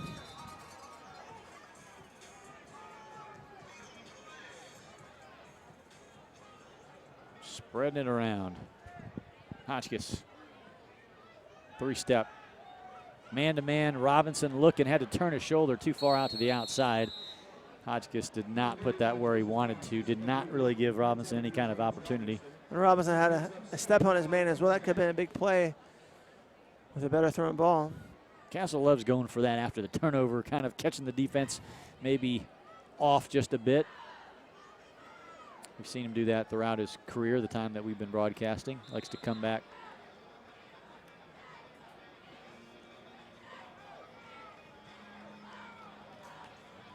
I like that idea. 2nd down and 10, though, on the incompletion. Strong eye formation. Ransom Brown blocking for Mr. Davis, who decides to go out to the right instead of coming to follow his blocker and gets hit. Could have been tackled for about a 2-yard loss, but broke the first tackle and got back to the line of scrimmage.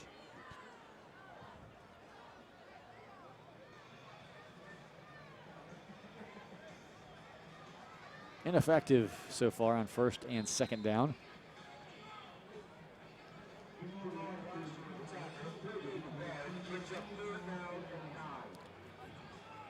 Brown, the fullback, splitting out, coming on the line, and Davis, the sole blocker with Baker and Robinson, roll out left side. Nice route by Baker, caught at the 40 and scrunched through, but he's going to have a 1st down. There, he's back to his possession receiver mold, moving the chains. Great job on 3rd and about 9. He picked up about 11 and 12. Great job there by Willie, and very nice throw by Hotchkiss, hit him right on the money. Very nifty little route run by Baker. Sharp in his cutbacks and gave Hotchkiss a nice target at the 39. Caught it and made a few yards once he turned his shoulders. Wells Welker reincarnated. Hey, we'll take it. I'd like 3 of those on my team, please. Speaking of the Patriots, I think Tom Brady seems to be pretty motivated after having to sit out 4 games. Yeah. Low snap, but handled well. Davis, just a nice cut through the seam, kind of 1st down run Picks for up 7. 5, actually, about 5 you're yards right, where they march 5, it. 6 in between. Yeah, when they give it to him, it'll be 5. Nice, solid 1st down run, though.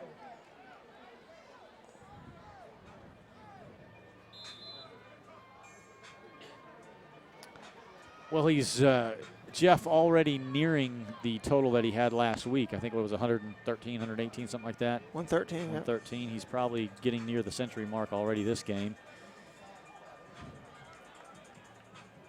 Of course, aided by the 60-plus odd yarder. Hotchkiss is going to look over the middle again, forcing it a little bit, and double coverage. That's about the 2nd or 3rd time now he's done double coverage. They appear to have Robinson bracketed almost every play with double coverage. Man, I'd just be sneaking out like people in the flat here. They're not even paying attention. It's just an open tundra once everyone clears out downfield. Just got a text from Keith DeLoach saying, throw it deep to Willie Baker, the touchdown maker. Okay, let's send that signal down. Yeah. You so called now, it, Keith. Now we're getting our play call suggestions texted in. I like it. For those of us that were not there last week to experience the long pass to Baker, we want to order. Got single coverage out on the order one of those up, please. As east side of the field. Did not like what he was seeing. Timeout Knots with 9:45, and we'll take a brief timeout as well. 14 to nothing is your score. Cass was doing your favorite play that they were trying to draw him off sides. Yeah, we'll be right back. During the summer sell down at Regal Chevy, find your tag and get up to 16% cash back on select new 2016 Chevys. And you'll receive a 50-inch smart TV or laptop with every purchase. Sal says yes, you pay less.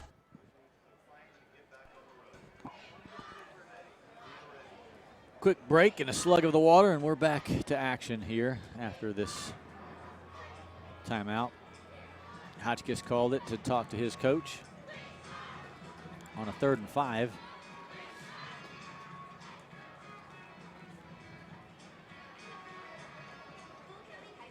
9:45. Can the Knots match their 14-point total here in the second quarter?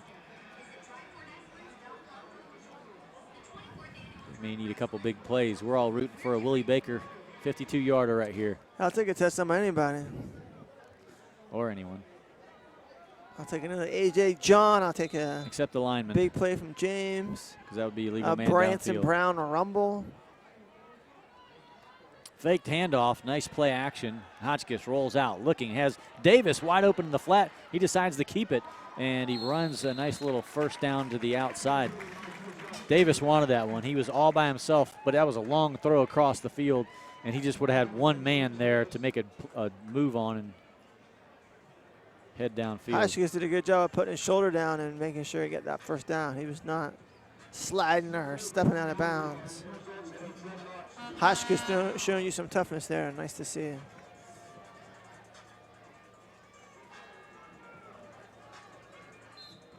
It's always that decision for a quarterback, right? Do I slide?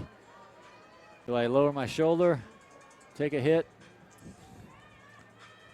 All depends on your physical abilities and limitations. Peyton Manning was sliding every time. A little easier when you're getting paid that kind of money in the NFL to slide every time as Davis gets a call. Nice moves. Davis spin. Oh, nice at the spin 42, move, and he breaks a tackle. Wow, you could jive what it a down to nice the 31. run. That was one of the 13-yard run. 13-yard interior runs you'll ever see. A spin move, a broken tackle. AJ showing you the whole package tonight.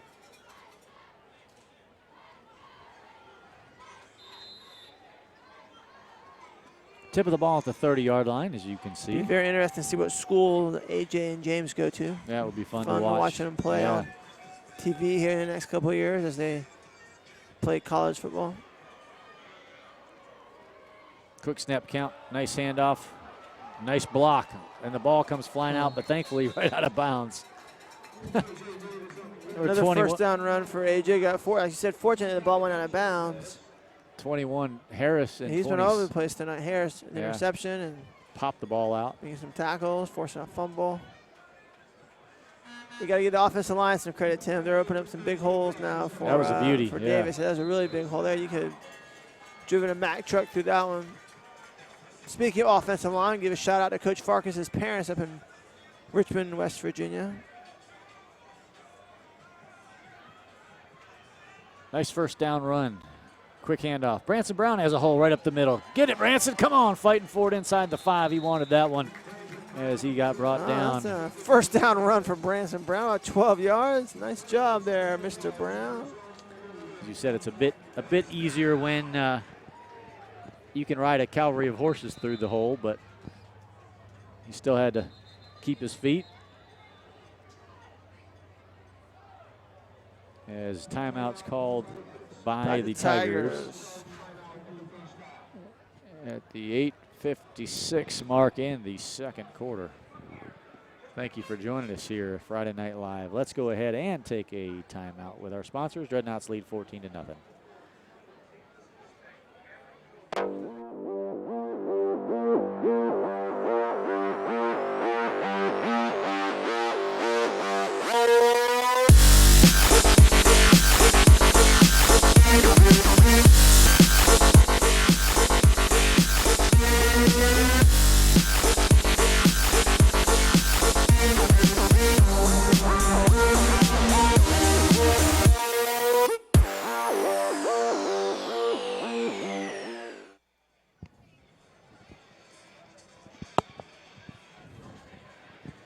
Branson with his longest of the night now with a couple of 8-10 yarders, probably near the 25-30 yard for the night mark. Not bad for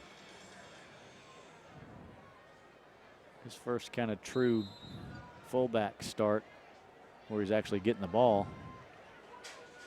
Hammer formation. Guess who? Xavier Allen, touchdown. The Hammers, second touchdown of the night, big Xavier Allen. We dare you to try to stop us. You know what we're going to do. We're going to run it down your throat. We're going to give it to number 3 and try to stop us. Easier said than done.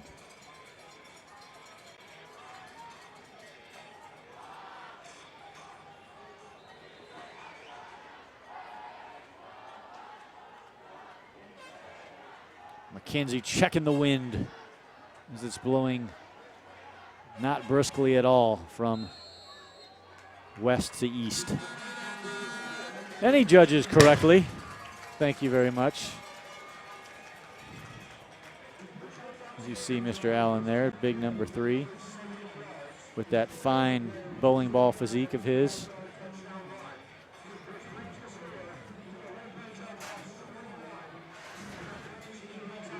Definitely took out the 10 pin and every other pin that time.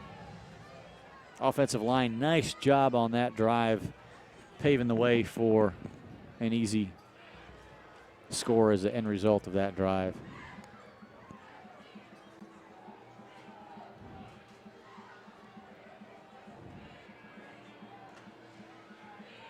Let's keep on a nice little 2 touchdown a quarter pace.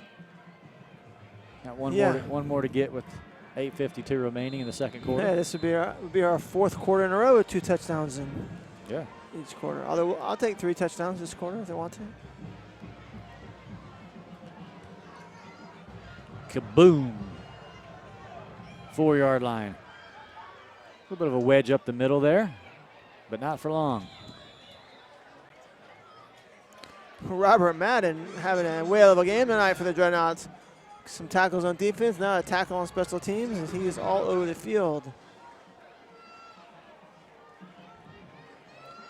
Thankfully, Robert will be back next year.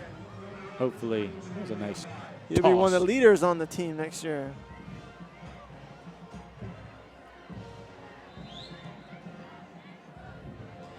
You look at Robert, you probably think he's the size of a safety maybe. He's plays linebacker and plays some defensive line.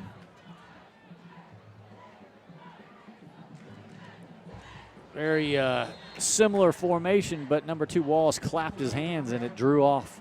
Big number 97, I think so, that's 74. 97, you're right. Avery Edward. A little anxious.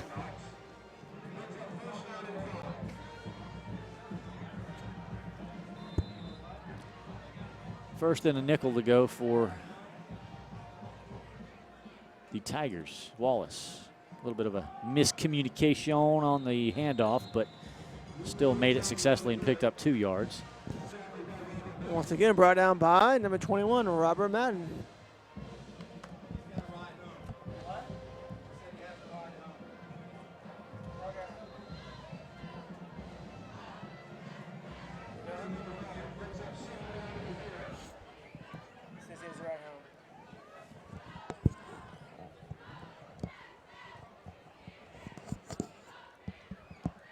Second 4.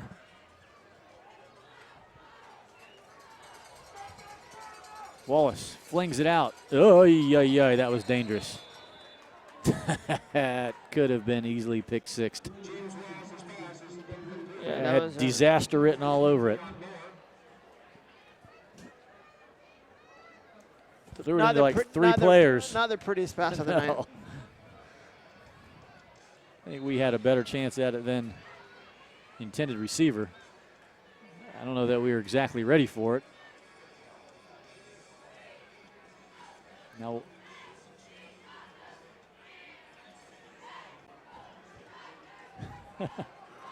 third down and short. Wallace fighting to keep this drive alive. Flings it out. Number 5 trying to shed some blockers, and he gets hit, stuffed short of the first down.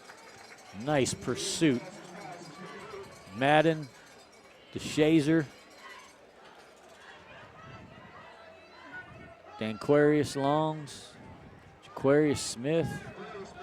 Bunch of pursuit there on that play. Robinson not giving the punter much credit. Now he backs up a few steps just in case he gets lucky. He's going to let that one go. Stay with, oh boy, he touched it. And he dropped it. And it's a fumble. I think the Tigers have it. And the Knots somehow recovered that. Melee. Good grief.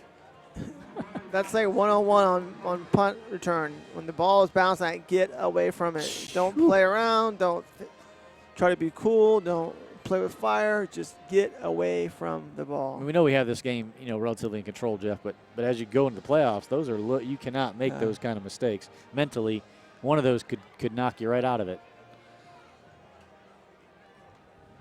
Damari Mathis, though, somehow able to come up with it.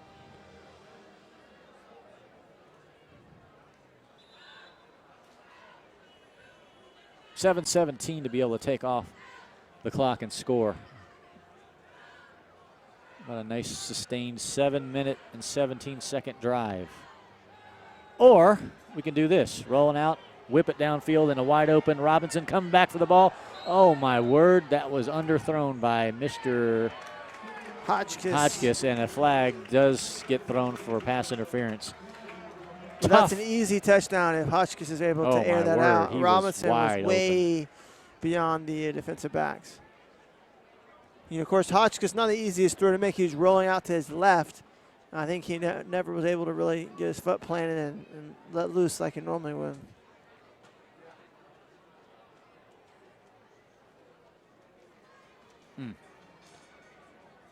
Yeah, I bet Hotchkiss would have liked to have that one back. I was just going to say, as Michael chimed in, that's a tough call on the defender. That's a charitable call. Yeah, that ball was so underthrown. The defender was in a position where he was just caught right in the middle of the ball and the receiver.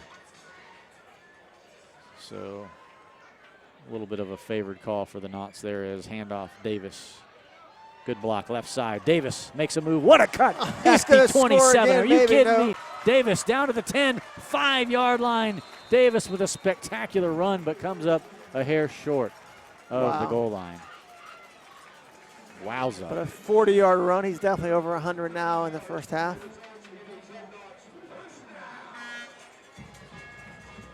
Another great highlight reel run for Davis as he's breaking tackles and making nice cuts. I mean, I am sure that defender at the 25-yard line thought he had A.J. Davis. He's showing you speed tonight. He's showing you I power, breaking tackles. He's got the moves with the spin moves and the great cutbacks. Just showing you the total package, as I like to call Mr. Davis. I got you, Davis. No, I don't.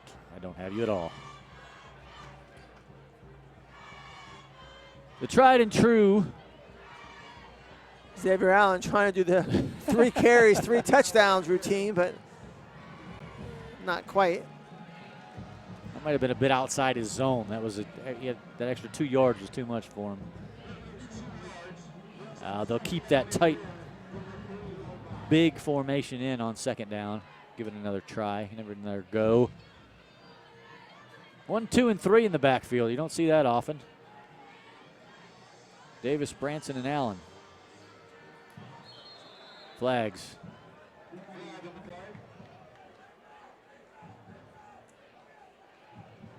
I'm going to switch things up a little bit now, moving the ball back on the penalty.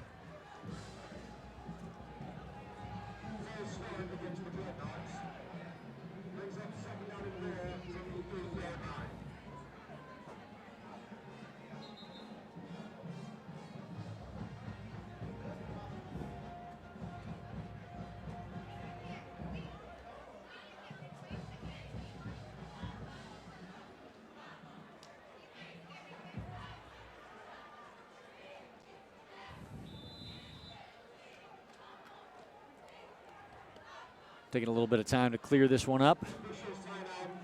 And the official says, I'm going to go ahead and call a water break. It's that time anyways. Go to the refrigerator, grab an ice cold Coke or water or sweet tea or whatever your beverage of choice is, and take a sip for us. We'll take a commercial break and be right back with you. No kale smoothies. During our Fun in the Sun event at Regal Kia Lakeland, drive a new 2016 Kia Soul. Get 0% financing plus $1,000 bonus cash. You got the sun, you got the fun, and we've got the savings at Regal Kia Lakeland. Sal says yes, you pay less.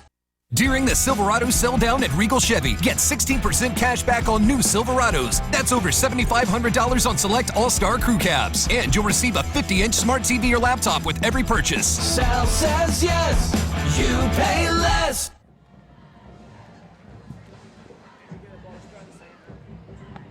back at Bryant Stadium here.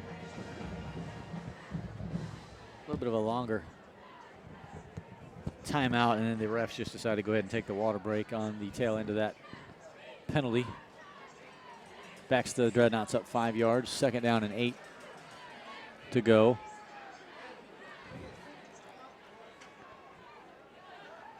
Trying to tack on their 2nd touchdown of the quarter, their 4th of the night. All of us were just saying we would not mind the running clock for a game that got off to a late start because of senior night and the other activities. So get it in there, Holden. He's got some blockers, got lots of room. Thrown, caught at the... No, incomplete. Oh, incomplete. I'm sorry, it squirted through. I thought he caught it first, too. 3rd and goal. I think Hotchkiss could have just sauntered in on that when he had 3 blockers in front of him. He just had to follow one of them and could have ran right easily into the end zone. Be interesting to see if they don't get it here, if Coach Castle will go for it or bring out McDonald for the field goal attempt.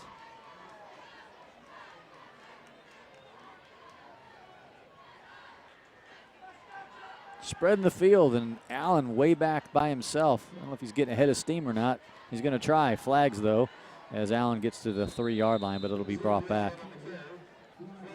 Illegal shift on the Dreadnoughts. You got the. I think we had the night vision there. It was like the real red zone for a second. Thought Michael was playing with some new effect that we had down there.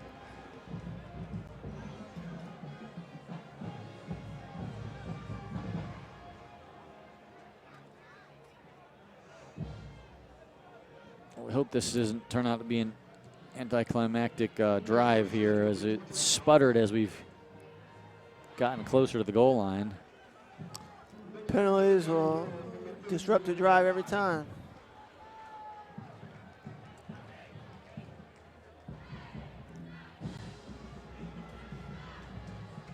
We are going in the wrong direction.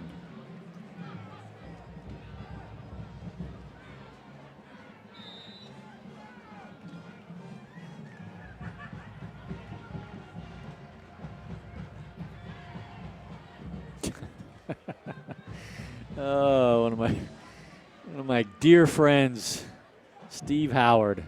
I love you, my friend. He texted me and said, "How did you know I was enjoying a kale smoothie?" Because you're healthy like that, Steve. To the end zone. Caught! Touchdown! What a nice job James going high into Robinson. the sky. Robinson that time had clear focus on the pigskin. Injured player by the Tigers down as Robinson Hotchkiss went did a good job of just straight over the top. throwing it up there and giving Robinson a chance to use his height and his athleticism to go up and make a play. As Robinson does what Coach Baylor has taught him to do, and that is high point the ball. He did not wait for the ball to come down, but he jumps up and caught it at his highest point. And then with his height advantage, like I said, was able to do that over the Ely defensive back. Speaking of Coach Baylor, also want to say hi to his parents, who are most likely and hopefully watching, as they always do, up in the Washington, D.C. area. Felt like one of those plays in basketball where the guy goes up and just does a monster dunk over somebody. Posterized. Just, and then unfortunately, I think the weight of Davis, or rather of Robinson, came down on the defender. He's okay. He's limping off the field there, but that's one of their key players too, number 21, Harris, who was on the defense man-to-man with Robinson. Tall order, literally, defend against that play. That time, Hotchkiss threw it in the right spot.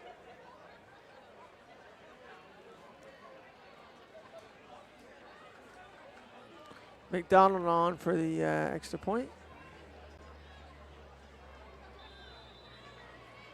Can he go 4 for 4 would be the question, and he is perfect Right down Broadway. thus far. As you never get tired of hearing the cannon go off in the north end zone. It's so funny when I was watching the countdown to kickoff, the Ely cheerleaders were next to the runway to victory, and they heard the cannon go off, and about 5 of them jumped clear out of their skins there. They weren't ready for that, were they? They apparently were not with the team last year when they came up here to Bryant Stadium. As a matter of fact, I was looking in my notes from last year. This game was played the same weekend as last year as well. Interesting, as you see the Kelly Green Some of these schools like Tiger them, cheerleaders. Fort Lauderdale, the Carroll City, they're on our schedule every year pretty much. And we just don't move it. We just leave them the same week of the season. Well, with 5 minutes remaining in the second quarter, Jeff, I think we might get another shot at it, possibly. And that would be potentially a running clock go-ahead touchdown, which we are all for. Caught at the 2. Number 3. Oy. Again with the Madden. There's the whistle finally. John Madden, just a nose for the ball tonight, sniffing it out wherever it may be. Robert Madden, you said John Madden. Oh, Robert, sure, John too. He's going to make the All-Madden team tonight. That's what, John there we Madden's, go. John Madden, Robert Madden. Playing in my mind John Madden football.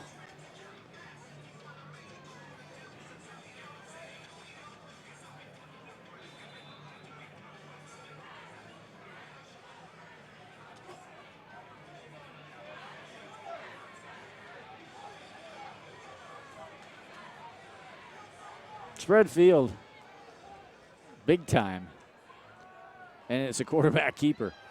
It's a nice run there. And it's not still going. Wallace, it's number 2 who has a nice run and picks up 19 yards. Ward Carenzo, who's also a quarterback, a senior quarterback. Direct made a very snap. nice run there. Wildcat action. Wild Tiger action. Tiger action. Wild Tiger. Biggest gain of the night, nearly 20 yards for the Tigers on that well-crafted trickery. Not really trickery, but different for them as they spread the field as far and wide as it could be spread, and then had no intentions of going to any receivers. They were just trying to clear a few defenders out for the runner. Nice run up the middle now with some room. Number 4 getting to the outside, cutting back, making fantastic moves. And 2 huge back-to-back plays for the Tigers. We talked about limiting their big plays, as they're not going to probably be able to put it together a long drive, but that was about a 30 or 40-yard run. Nice job there by the Tiger tailback.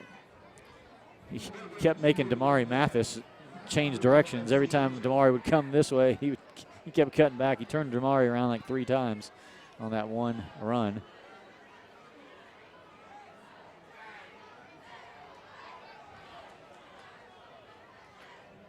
Bit of confusion on the defense side. Coach Castle clears him out, leaves his personnel out there. Number 2, again, the same backup quarterback in, and had all intentions of just running again. Defense needs to be aware that that's just a shift now. All they're doing is running. Those are definitely designed quarterback runs. Keepers is all they're doing. Very simple and basic offensive premise here tonight by the Tigers.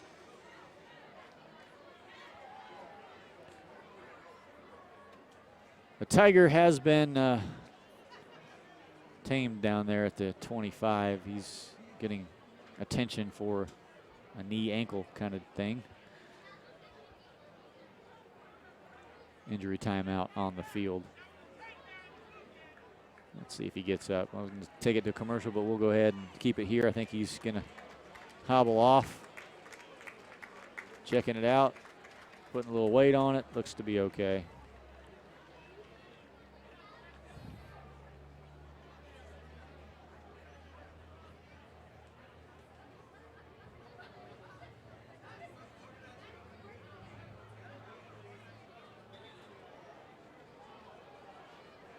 The big man settled in on the sidelines over So there. the Tigers are threatening for the first time tonight as they're right on the edge of the red zone. Kid, the Tigers show their teeth. Is it possible? Can they earn their stripes? They have for the first time. I told you he was creative tonight. Someone gave him a happy creative pill. 2nd down and 8 for them to keep this thing going. Or 20 yards to pay dirt. Sweep right side, cuts back in, and woo, gets no face mask, just got him around the back side of the helmet and spun him around. Clothesline or something there. It was in between a horse collar and a face mask. He got him right on the back of the helmet and spun his head around. These refs are swallowing the whistles a little bit here tonight. All right, yeah, not the whistles, that's basketball. Zip in their pockets, they can't get the flags out. 3rd and a big 3 on what could be the biggest offensive play of the game for the Tigers.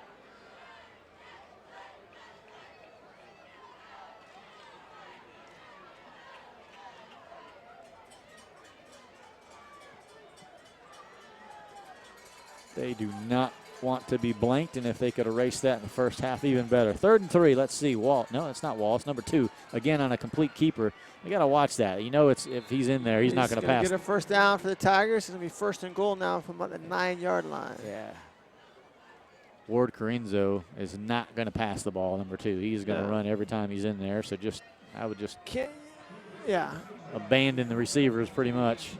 It's like the wild quarterback formation. He's a quarterback, but he's going to run the ball every time. Fresh set of downs inside the 10. 1st and 9. 1st and goal to go at the 9, rather.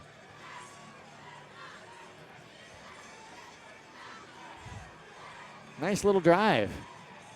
A couple big plays for the old Tigers. They bounce, you know. Oh, there you go. I was going to say there you go, but he somehow escapes and picks up 3 yards. No, maybe half a yard or 1 yard maybe. Oh, yeah, there's the line of scrimmage. Give him a yard. But we could have had him for about a 2-yard loss. So he basically had a net gain of 3 yards, if you will.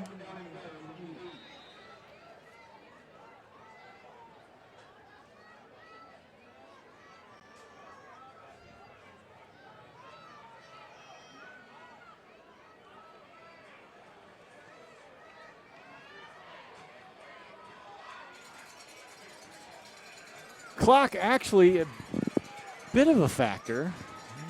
They still have plenty of time with 1:30, but 2nd down 8. Dreadnoughts come up. That middle of the field is stacked, and he is going to get hammered in a flag. Uh-oh.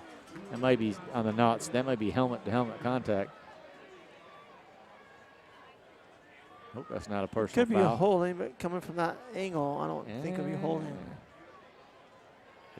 Face mask. Eesh. A non-personal foul variety, though, so just 5 yards. Maybe that's a make-up call from a couple plays ago.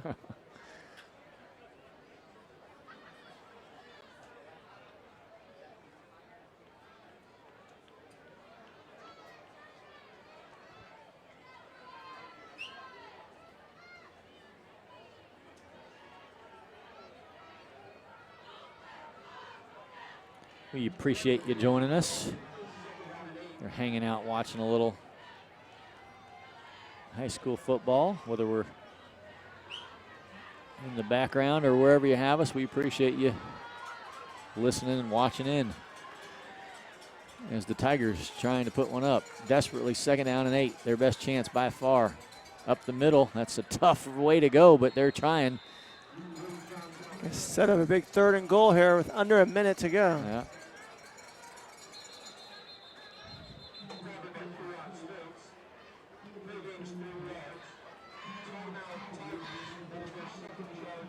Timeout Tigers, their 2nd timeout, and we'll go ahead and take a brief timeout as well with 50 seconds remaining. Tigers threatening. Stay with us. I'm Doug Bernetti, and I've lived in this area most of my life. Just one look at the interstate says it all. More people mean more cars, and that means more accidents. It could happen to you. And when it does, you may not be ready. But at Bernetti PA, we're ready. We have done this every day for over 20 years. We fight to recover compensation for our clients' car repairs, medical bills, and lost wages. Plus, we deal with the insurance companies so clients can get back on the road. Call 1-800-VERNETTI. We're ready. Back here at Bryant Stadium, a little bit of excitement here as the Dreadnought defense tries to hold with under a minute. 3rd down and 5. 3rd down and goal to go at the 5. We have to believe it's 4-down territory unless they would just be wanting to get some points on the board. Don't know if they have any good field goal kicker or not. I would think if they're anywhere close, they would just go.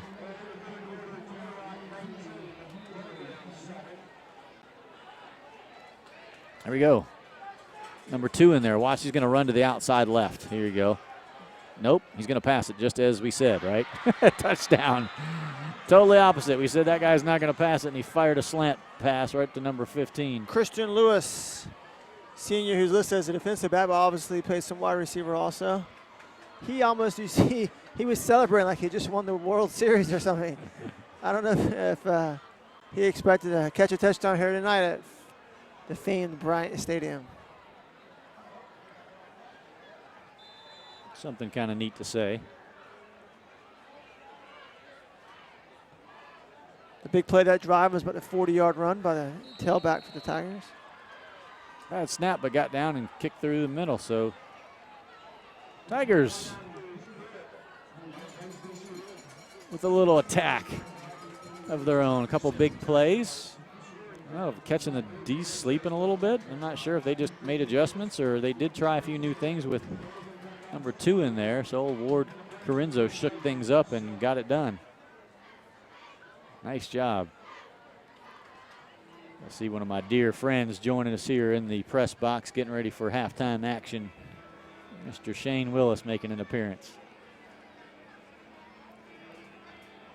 You want to know some X's and O's on some football, that is the man to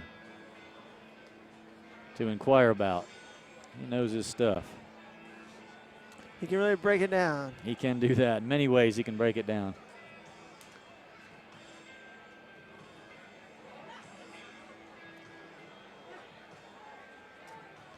Just got a text from George Madden, Robert's older brother, up at West Point. He's at the West Point Preparatory School, so he loves seeing the Hogs up front as he's a former offensive lineman, and, of course, seeing his brother Robert making some tackles. Glad you're watching tonight, George. Your bro's having a great game. Yes, he is. He's making an early case for the defensive player of the game. But then again, so is Damari Mathis with that beautiful interception he had. Oh, a bit of a squibber. Number 30, nice job of catching it at the 38-yard line. And you see last week in the Gator game, Antonio Callaway returned an onside kick 40 yards for a touchdown. I did not see in that. The game. I thought he might have a chance to do that right there. So 1st down and 10. What do you do here, Jeff? Do you use that 43 seconds to try to put together something, or do you just take a knee? Well, we don't really have that many opportunities in these type of situations. Honestly, with the playoffs coming, I would probably try to run the 43-second offense, see what you come up with. Baker and Robinson are out to this near side. They're going to hand it off to Davis, who has a blocker. Gets to the outside. Oh, that's all you had to do right there. Davis to the 40. Davis to the 30. 25-20. Davis down the sideline, tackled at the 6-yard line. Davis with a beautiful run to the outside. Wow, there's your 43-second offense handed off to A.J. Davis. He should have had that, shouldn't he, Shane? He should have scored on that, right? he's approaching. About 150 easy. He's maybe probably more. Closer to 180. Yeah. See, that's what I was talking. Shane's in my right ear over there talking. He's talking all the X and he's talking the counters and the blocks, and we're just giving you the basics. You'll get to hear a little bit from Shane at halftime. He's a great football mind. And we're going to have an interview with Coach Farkas. Awesome. So, Mr. and Ms. Farkas, I know you're watching. Make sure you tune into the Harry Seafood halftime show, as you'll get to see your son, Kevin, who's probably a good 1.5 feet taller than Madeline. That's going to be a great optic there in the interview. 31.6 seconds to go. Plenty of time. I mean, just loads. Although we did struggle from here last Speaking time. of Coach Farkas, his charge there did some nice blocking in that handoff, opened up a huge hole for It was nice seeing AJ. that whole left side. You could just see it being set up over there. And as soon as the ball got handed off to Davis, you knew it was going to be a good one. Plenty of room to roam as nice block again. Davis trying to get to the outside, bust his shoulder down to the 2. And out of bounds, which is nice. Yeah, that's good. Second goal from the 2 now. The same play there, as Shane so ably pointed out. And by the way, George Madden, if you're still watching, which I'm sure you are, message from your good friend Keith DeLoach. He said, go study. If anybody knows how hard the academics are at West Point, it would be Keith, who's a graduate of the United States Military Academy, class of 95. Hotchkiss straight up the gut. Push that pile. Did he get it? No signal yet, no signal. I don't think so. Better call a timeout. No. 13 ticks left. All right, so now it's Timeout Knots. 3rd and goal now. That's got to be as close From as you inside the 1 yard line. It might be time to bring the hammer back in, Tim Conti. can get. Do that. Yeah, literally they have it inside the 1 ball. Huh. 1 play, 1 shot, 13 seconds. We'll keep it here for just a moment.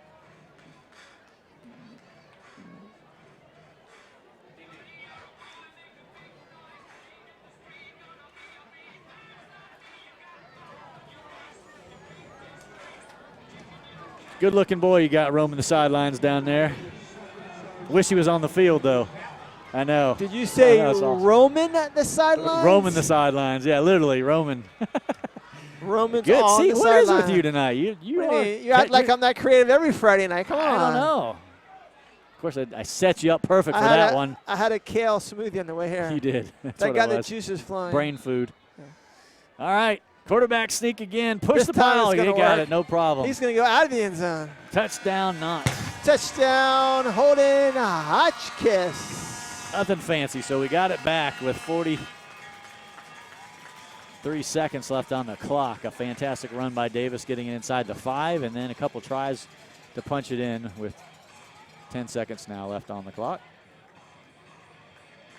Ski liked that one. He enjoyed that touchdown.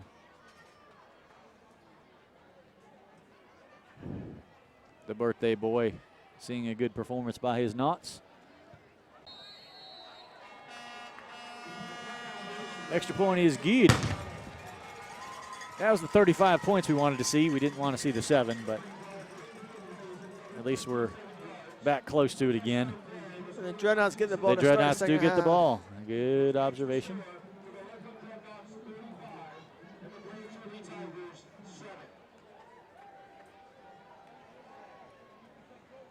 Even if the Tigers have found a little something, they didn't find that much to come back. And especially with the offense churning and doing better typically as the game goes along this season. In the 3rd and 4th quarter, they get ramped up. So fun to watch. Hotchkiss, look at Holden doing a little jawing down there, having fun. His last regular season game here at home as a senior. Hopefully we'll have 2 or 3 more to play, though. Yes, in the that month would of be November. nice. So if you're looking ahead, next week, October 28th, will be at Kathleen. Then we have a bye on November 4th. So hopefully we'll be here hosting the first playoff game on November the 11th. Wow, that was a slammer jammer.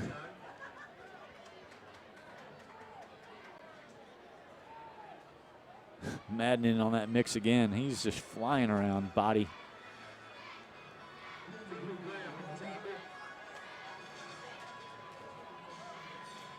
Five seconds. I think the Tigers will be set to just run one play here or take a knee.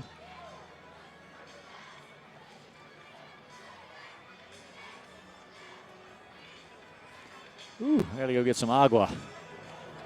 The old dry mouth working tonight. Glad you are with us, though.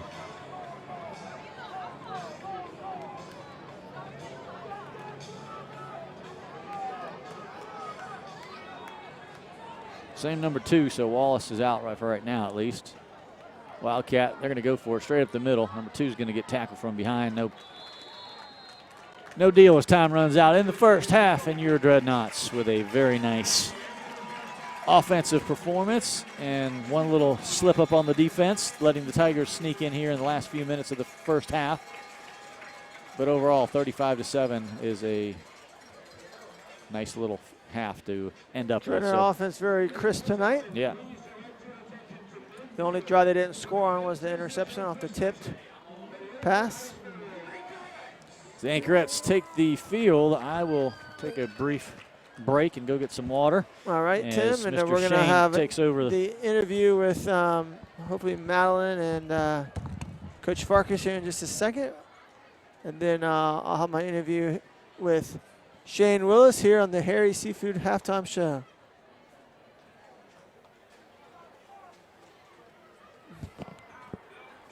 Can't hear anything.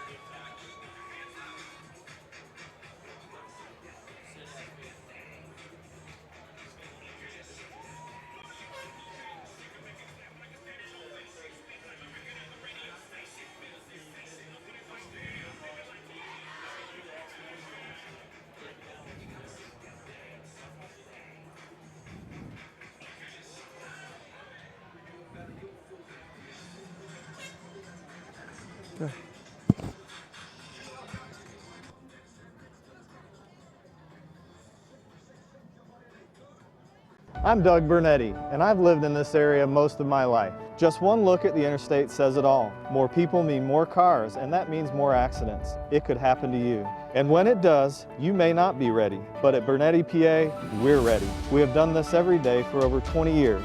We fight to recover compensation for our clients' car repairs, medical bills, and lost wages. Plus, we deal with the insurance companies so clients can get back on the road. Call 1-800-BERNETTI.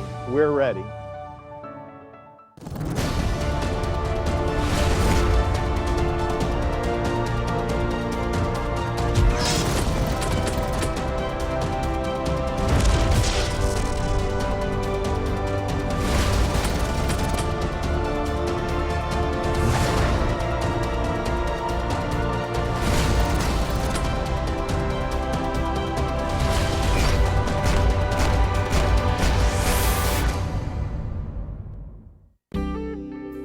Agnini Family Dental truly is a family of doctors. We strive to give our patients a patient-first dental experience. Our goal at Agnini Family Dental is to provide our patients with the highest level of comprehensive dental care and prevention. Every member of our team promises to put the needs and concerns of every patient first in every aspect of their dental care. Our family of doctors take a tooth-conservative approach to restorative dentistry with a special focus on sedation dentistry, implant dentistry, and orthodontics. Call to schedule your appointment today and let our family of doctors change the way you look at dentistry.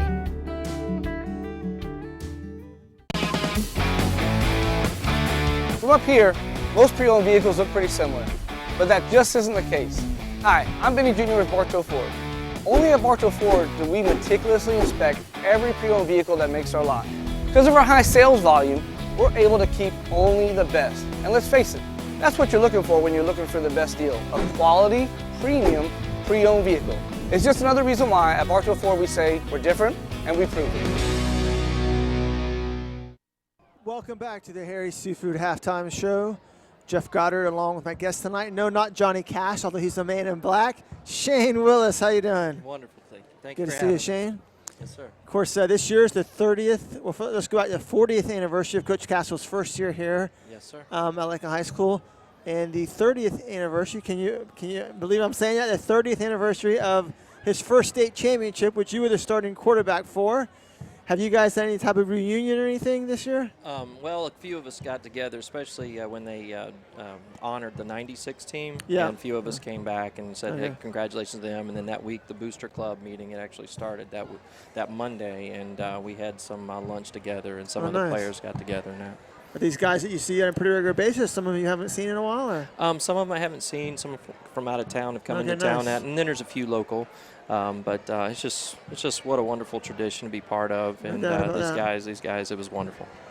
So 76, significant. 86. Yes, sir. 96. Yep. 06, the third of 3 in a row. Yep. This is 2016. Yep. So what do you think about this year's Dreadnought team? Assess, let's start with the offense. Obviously, you play quarterback. Assess what you see tonight and from the whole season with Holden Hotchkiss, our senior quarterback. Well, I can tell you tonight it's so refreshing to see the way we've developed and come through the beginning of the season. And unfortunately for the competitors tonight, Ely are seeing the aftermath of us coming back from, I call it a character builder. We, forced by fire last week, that being down 20-0, coming back from Winter Haven, builds a lot of character. And huge win last week. Yes. And I think we learned a lot from when we got down real quick against Miami Carroll City. I saw a lot. Show. Yes, sir. I saw a lot in Holden take from that and learn and stay calm, stay relaxed, and become a leader. And Robinson last week as well stepped up and really pumped up the folks in that and let them know, it's one play at a time. It's 4 quarters. It's just not 1 quarter. And they won the battle, but we won the war. All right, from a technical standpoint. Yes, sir. With Hotchkiss, tell me one thing he does really well and one thing maybe he can still work on and still improve. He is a phenomenal drop back passer, a very accurate passer, and I think he's got all the intangibles and being calm, relaxed, and I think he has a great head on his shoulders. The thing that I see the most is his inconsistency with the snap count. You see a lot of illegal procedures. He's not allowing the offensive line to get set in a timely manner. So you'll see this motion here from the referee, and that is him. He's a little bit hyped up. He's a little excited. He's wanting to get the play off, but he has to allow the line and the fullback to get set. I'm sure you would have loved to throw to somebody as athletic as James Robinson. Yes, sir. Talk about his performance a little bit and just his overall athletic ability. Well, Ely tonight is trying to man him up, and which you just can't do. They started out in cover 2, and then we were running the ball with AJ. So what they did is they put 9 men in a box and then tried to play man-to-man with James. And as you saw down there in the end zone, they just yeah. For the first part of the first half, they had 2 guys on him quite a bit. Yes, sir. Yes, sir. Finally got some one-on-one there at the end. Yeah, they're running more of a funnel coverage and with help over the top, trying to push Shane back there to the backside, and then that's why we had so much success running the ball. And then when we started running the ball, they put the extra man in the box, and then we could throw it. What about A.J. Davis? One of my favorite players to watch. Just tonight, you've seen the whole package, all of his abilities. Just describe him a little bit, and what do you think is his strongest point as a running back? Well, his vision is his strongest point. He is so smooth, talking about being relaxed and being calm. When you'll see him hit the hole, he just waits for things to happen, get his blockers in front of him. He's phenomenal. And one of his greatest assets we haven't even seen a lot this year, and I think as we move forward, I'd knock on wood, don't want to jinx this, but as we're moving forward into the playoffs, I think one of his greatest assets is his hands. He's a phenomenal receiver, runs great routes, and if we can get him the ball in open field. Yeah, we've seen some more of that this year. It's kind of been a gradual thing from last year this year, sir. But hopefully we'll see a lot of that in the playoffs. Yes, sir. Yes, sir. No doubt.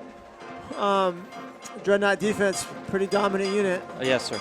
Yes, sir. Our defense is obviously you see there. I think Ely's a little outmatched. We're running a base cover 2. They run a lot of four wide out set and even their 5 wide out. What that does is enables them to spread the field. And with an athletic quarterback, that's why he's had some success being able to run the ball, especially on quarterback draws. And a lot of that's not on purpose. A lot of that is just because it's great defensive coverage. No one's open, and he's able to run the football. But our defense we've got some phenomenal senior players out there. Avery, Jaquan Lawrence, we got some wonderful. How about the interception DeMario Mathis had? I mean, he looked like a wide receiver laying out, catching the ball. Yes, that was phenomenal. And the Ely quarterback actually showed a pretty strong. Pretty good arm, pretty good arm. Yeah, it was a very athletic play. And then What about Robert Madden, a little undersized? He's got several tackles tonight. Oh, yeah. Well, actually, a lot of folks don't realize Robert Madden, and he only has started like 3 or 4 ball games for us this year. He's actually our leading tackler this season. And but the gentleman is just such a phenomenal. He's a ball hound, you know, and he's looking for the ball. And very high GPA, smart kid, able to absorb the intricacies of playing a lot of different positions. Sometimes you see him on the defensive line, linebacker. Yes. You know, he can line up almost anywhere in the front seven. He is just a phenomenal all-around. He's what you call your typical football player. Size of a safety, but he's playing on the front seven. Yes. He can play anywhere. 3 technique, 1 technique. Heart of a lion. Defensive end, linebacker, you name it. He can absolutely play it. All right, your son Roman is a senior on the team this year. Yes, sir. Unfortunately, he's been out injured for a little bit. He's actually come and find injuries all year. Yes, sir. Give us an update on his health, and can we expect to see him back in the playoffs? I appreciate you asking that. It's actually a hamstring. He pushed it because he wanted so bad to be back there. It was a big district game last week, and some of the Winter Heaven folks have been talking some smack, and you know how young people are. Oh, yeah. And Roman is just a phenomenal individual and just will not quit. You know, doesn't understand the word definition of quit. And he pushed it a little too early, re-injured that hamstring, but he had the maturity to pull himself out, and he knows that it's all about, you know, the last 4 or 5 weeks, how we finish, and getting into the playoffs healthy. And I think so probably sit out next week and the bye week, and then hopefully we'll have him back for the first week of the playoffs. Very nice. One last thought on, I think I've asked you this before, but playing for Coach Castle's 40th year now, truly a legend. Of course, the end of his first decade as a head coach, member of his first starting quarterback on his first championship team.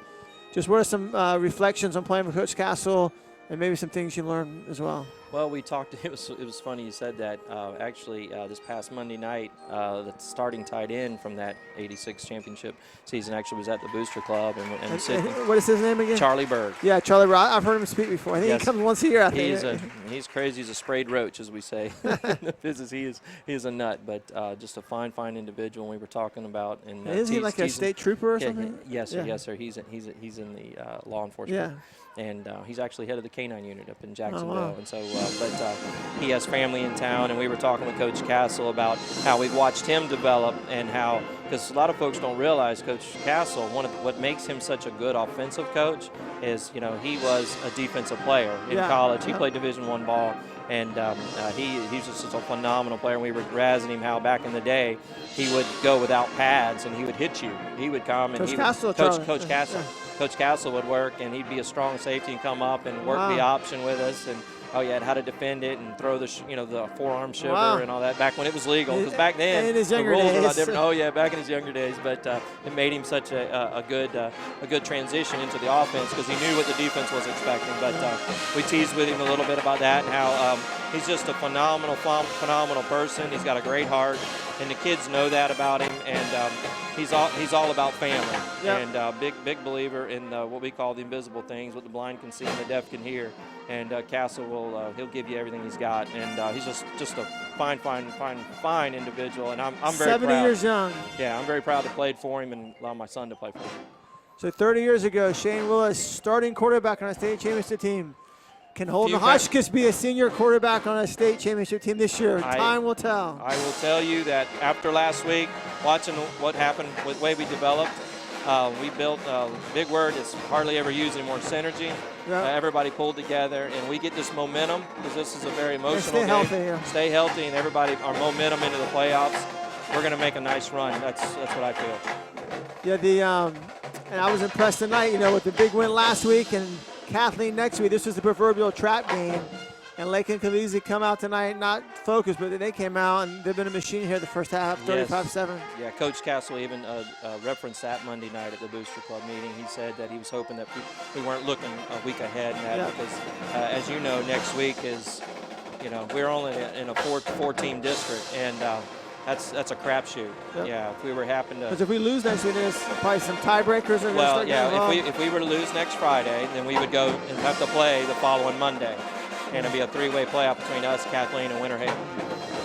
Yeah, we definitely need to take care of business next week and become the undefeated district champions. Yes, well, the beautiful thing there is we're in control of our own destiny. Yep. Our kids will stay focused and be able to understand what happens if we win. Yep. So. Well, Shane Willis, thank you so much for being my guest tonight on the Harry Seafood Halftime Show. Always a pleasure, my friend. No problem. Always a pleasure. We'll take a commercial. Actually, we'll go down to the field, let you enjoy some of the fine Dreadnought marching band.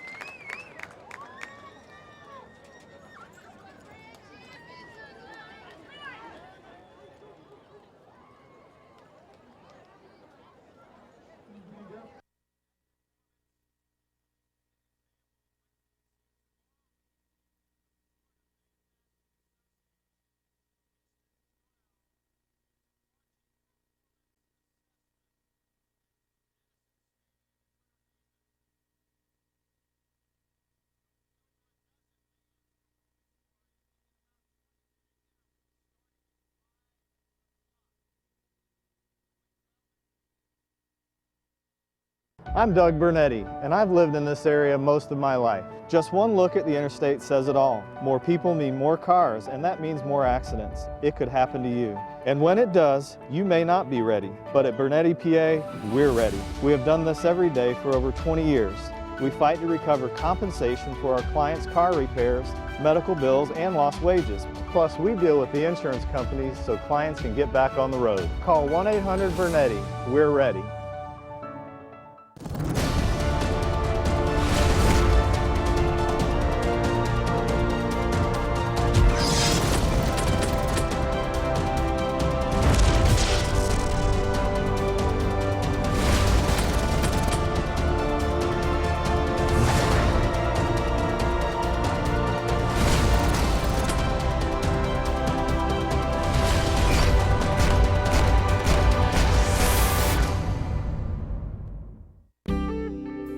Agnini Family Dental truly is a family of doctors. We strive to give our patients a patient-first dental experience. Our goal at Agnini Family Dental is to provide our patients with the highest level of comprehensive dental care and prevention. Every member of our team promises to put the needs and concerns of every patient first in every aspect of their dental care. Our family of doctors take a tooth-conservative approach to restorative dentistry with a special focus on sedation dentistry, implant dentistry, and orthodontics. Call to schedule your appointment today and let our family of doctors change the way you look at dentistry.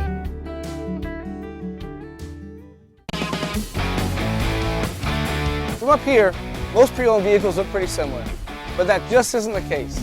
Hi, I'm Benny Jr. with Bartow Ford. Only at Bartow Ford do we meticulously inspect every pre-owned vehicle that makes our lot. Because of our high sales volume, we're able to keep only the best. And let's face it, that's what you're looking for when you're looking for the best deal. A quality, premium, pre-owned vehicle. It's just another reason why at Bartow Ford we say we're different and we prove it. During our Fun in the Sun event at Regal Kia Lakeland, drive a new 2016 Optima, get 0% financing plus $1,000 bonus cash. You got the sun, you got the fun, and we've got the savings at Regal Kia Lakeland. South says yes, you pay less.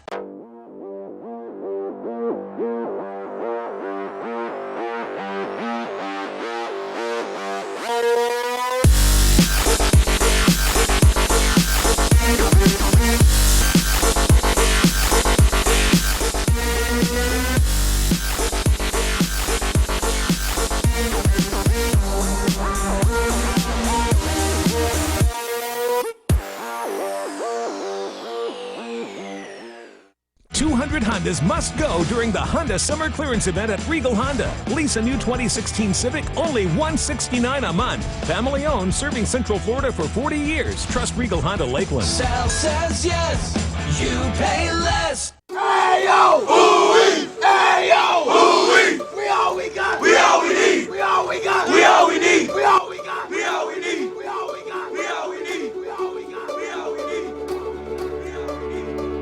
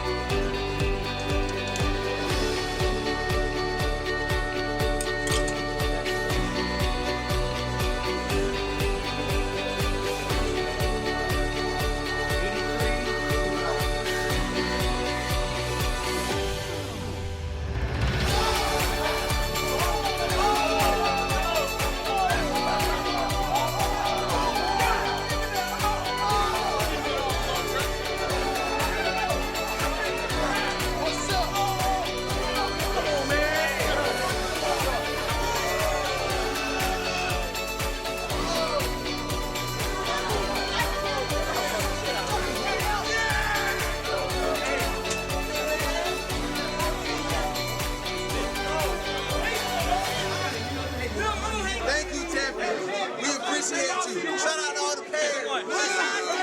Man, we love y'all, champion. Man, we love y'all, champion. That's beautiful. Hey, we love you, champion. Freshman number 42. Thank you, champion. Thank you, champion. Thank you.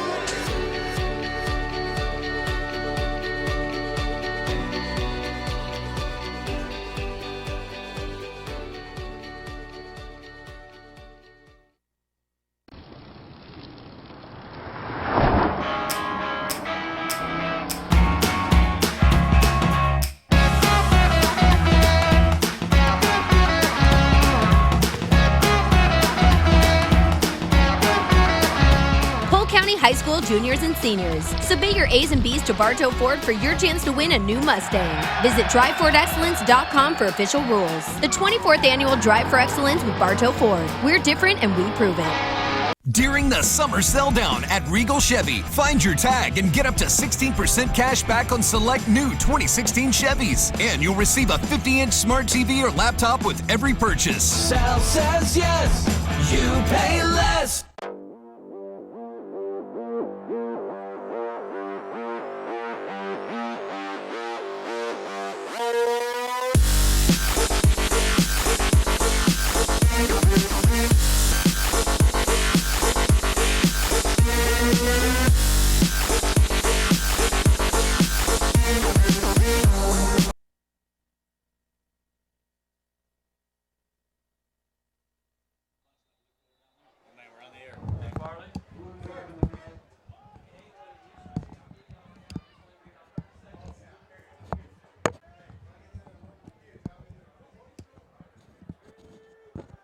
All right, we're back. It was gabbing with the halftime entertainment, Shane Willis, up here, and they snuck up on me with the kickoff. Back live here at Bryant Stadium. Enjoy the second half. Dreadnoughts re-kick, get the ball. Coin toss, win. Of course, choosing to get the ball here. Nice quick score would be nice for the Dreadnought faithful here to go up by 35 and get that clock moving a little bit.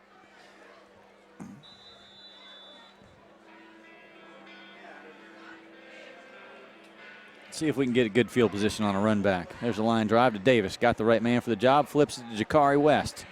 Davis out blocking. Jakari trying to foul his blocks. And then cuts back to the middle. Jakari makes one man miss. Still on his feet.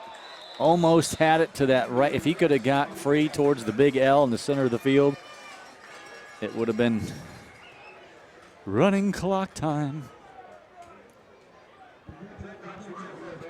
Interesting, huh? Davis hands off to Jakari West, who's been relatively quiet tonight. Hasn't gotten in the ball game much. He's in now.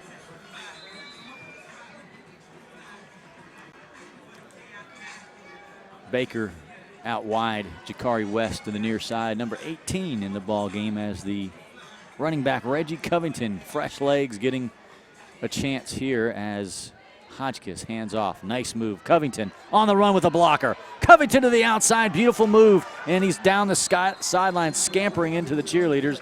Nice move to get out of the way there of Covington, who, I tell you what, the offensive line right now is gelling. They are doing extremely well, opening up very large gaps. And the runners just have to make a few decisions. Do I want to go to this open right side of the field, or do I want to go to this open left side of the field? Covington made a good choice. Left side again. Covington, nice hole again. Cuts back, middle of the field, down to the 5-yard line. A bit upset at himself that he didn't break that last tackle to spring himself into the end zone. Just underway here. Second quarter, first possession by the Knots is looking to be a good one.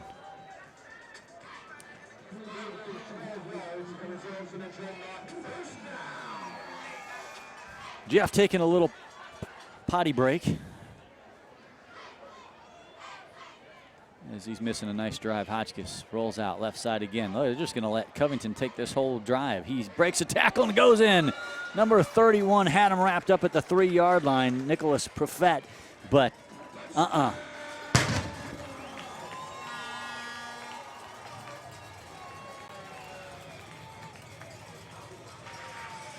That was the Covington TV Network.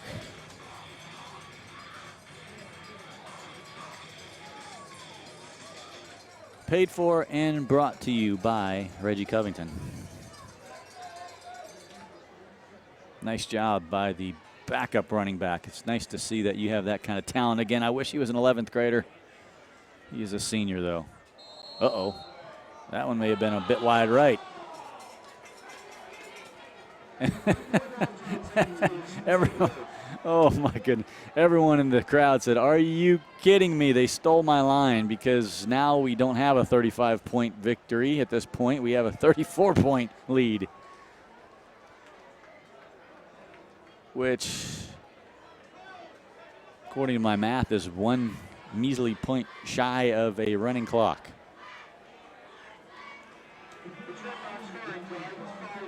Guess we just need to get a safety now.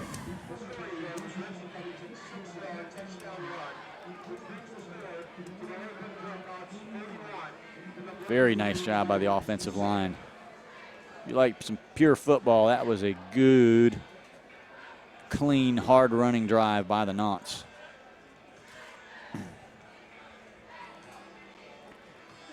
That was not fancy in the slightest, but it was pretty to watch.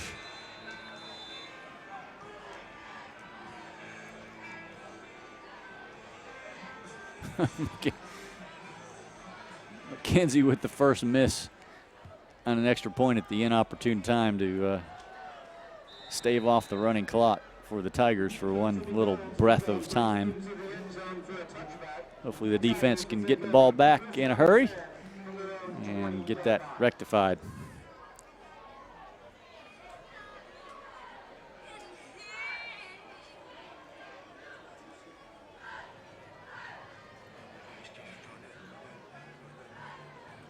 Special teams has performed extremely well of late, and tonight is no exception.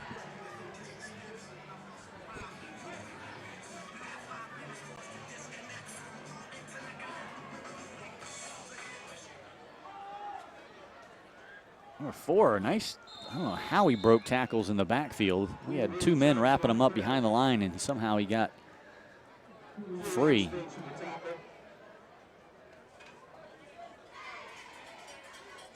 And promptly picked up 5 yards.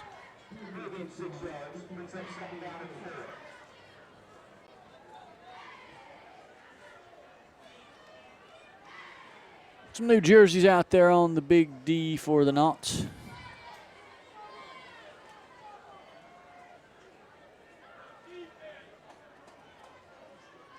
Still see a few of the regulars, but Jacoby Joyner out there on this defensive backside. Sweep handoff again, number 3. Boy, good job of, ooh.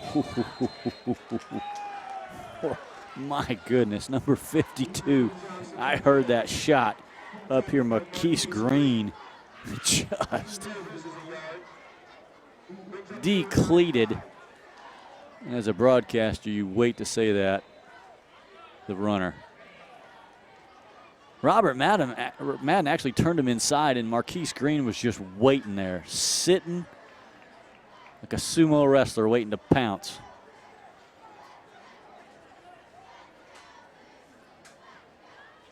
I'm not in any way, Marquise, saying that you look like a sumo wrestler. Hopefully he does not hear that. Oh, good job. Good play. Again, scat formation, Wildcat from behind gets buried at the 25 and a half yard line. Nice pursuit from the backside. Now a 4th down, and what do you do if you're a Tiger? You run off and hide in the woods.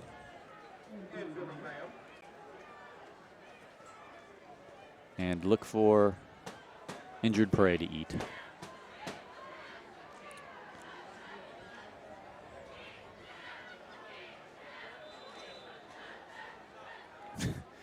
Old Robinson has made a couple interesting choices tonight fielding the ball. He's going to stay well away from it. Checks up. Interesting bounce. Goes out of bounds around the 41, where the Knots will have 8:50 remaining to work with in the 3rd quarter, up 41-7.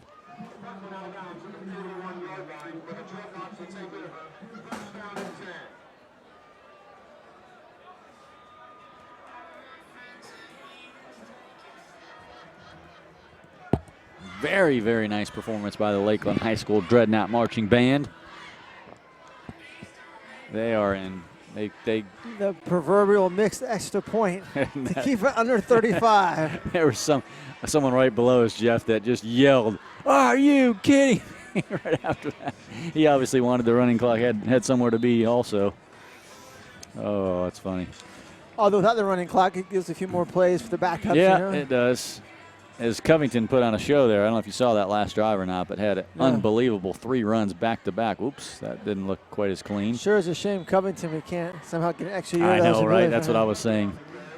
He had a nice 45-yarder. And I also have to say I was kind of cracking a joke earlier when you were saying that some of the cheerleaders for Ely got scared by the cannon. And I said, oh, they must have not been here last year when they came.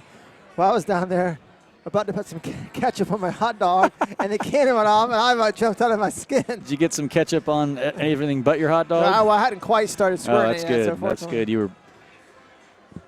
you were in the middle of it, that could have been hairy. And outside number 25. Look at that. Nice broken tackle. Still on his feet. Got hit hard, but picked up about 15 yards. And a flag late coming in. Number 25 is Maki Marbra, who is going to be back next year, who we talked about earlier. Yes, he very well might be the successor to Mr. Davis. Flag came in late, holding on the knots. Probably would have had exactly 0 impact on the play, but it's still going to be called.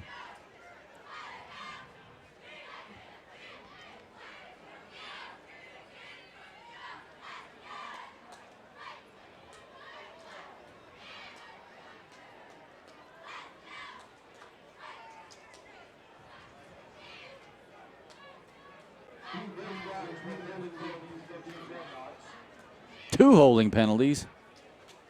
Huh. They have to officially decline one and accept the other? Or? What? The old double hold. Some of the old wrestling moves from the 80s. The Nature Boy, Ric Flair. Yes. Styling and profiling.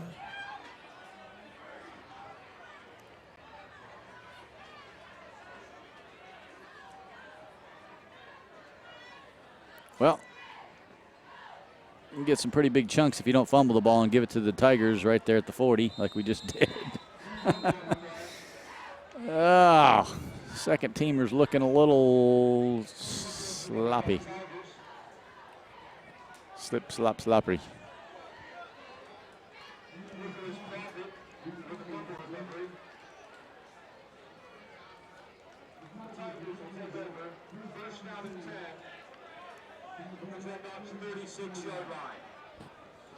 Coach Castle can't be very happy about that.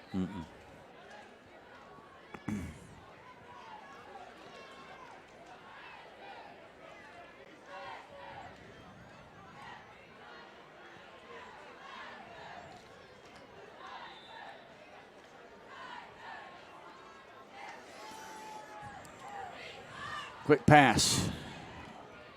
Converged on nicely by 3 knots. Tigers like that quick passing game, Tim. They do. First on the scene, number 12, Corinthia Stevens for Lakeland.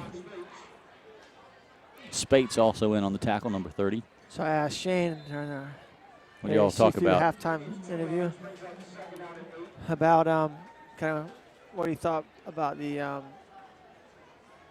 chances of the team making the playoffs. And he said he feels like if we stay healthy and stay together as a team, that he foresees a nice long run in the playoffs. I like it. And he thinks the last week's game was a turning point in terms of the way they came back against Winter Haven and kind of started developing some synergy. And boy, that was a gun. Number 2 just fired the ball. I feel like maybe Coach Wilborn over there for the Tigers might want to start Ward next week. Mm-hmm. Not that it'll matter against St. Thomas Aquinas or anything, but yeah. But he's moving the offense much better than James Wallace. He's got much better of a running threat himself, and he's got a gun. That was right on the money, and he's moving the ball. I know, granted, again, maybe second team in there, but sometimes the chemistry, number 4 also, Willie Johnson, turning things on with number 2 there running the ship.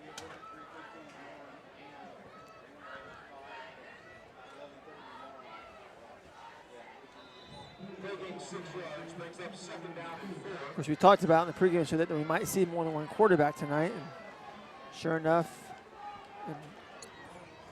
Carrinzos looked very good. That time, he was not fooled by number 98. Trey Huntley had a complete bead on the quarterback.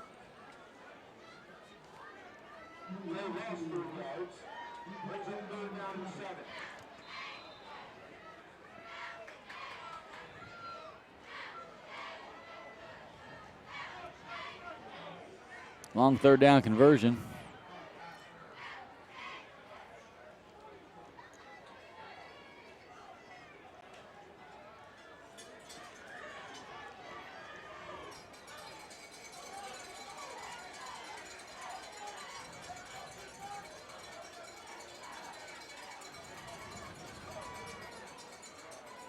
Ooh, a bit high. Nice try, slant again, quick slant. He has some muster in that pass, just like my hot dog I had a while ago.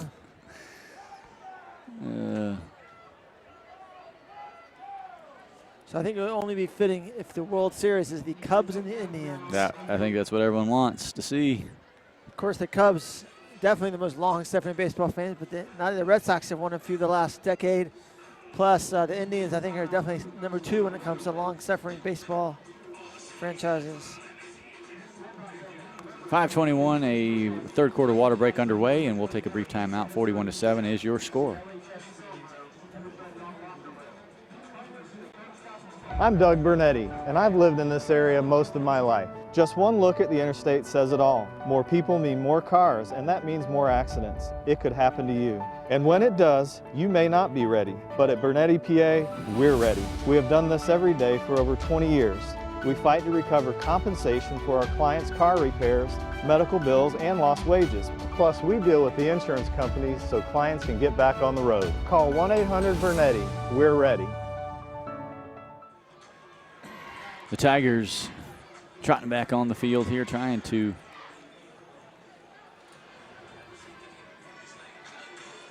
keep it going. Number 12 is out there. It's an interesting, what are they doing here? They are going for a long field goal?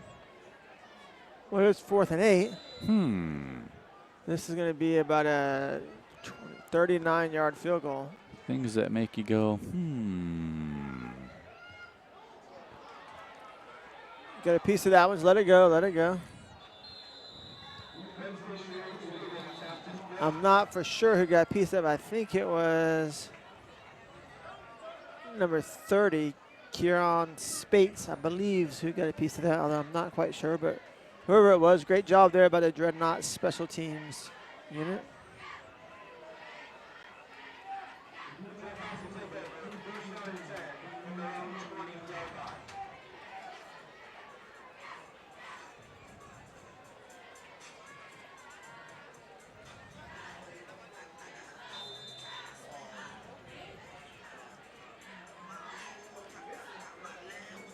So let's see this round what the backup squad can do. DeShazer, Jakari West, handoff. Marquis Margra returns field. Can he get to the outside? He gets to the corner and cuts back, still on his feet. What a Are you kidding me? That's the play of the game. Crazy. He's like run. The pocket rocket. Can't wait to see him run the ball next year, maybe 15, 20 times a game. One interesting little run. He's like a Barry Sanders. He's only 5'6", but he's a little Barry Sanders. Going on there. You got that kind of quickness. They had him in the grasp, so to speak, 3 times that I counted before he got taken down. So showing a little elusiveness as well as the speed, as he gets a break on the sidelines after that nice little run. DeShazier out deep up top. Jakari down low. Late snap. And he didn't get it off. Better to not. Boy, they're just blowing right by the offensive line right now. That was a problem.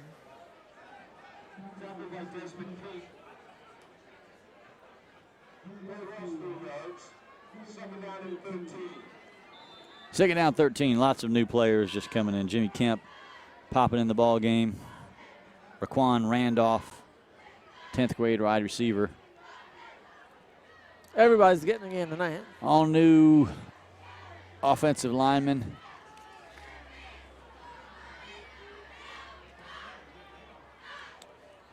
Let's see if the offensive line can. Whoops! What in the world was that? I don't know if that was a missed handoff or just. That was like That was a modern day fumble risky. What was that? A little trickeration there didn't quite work out. I think he fooled himself on that one.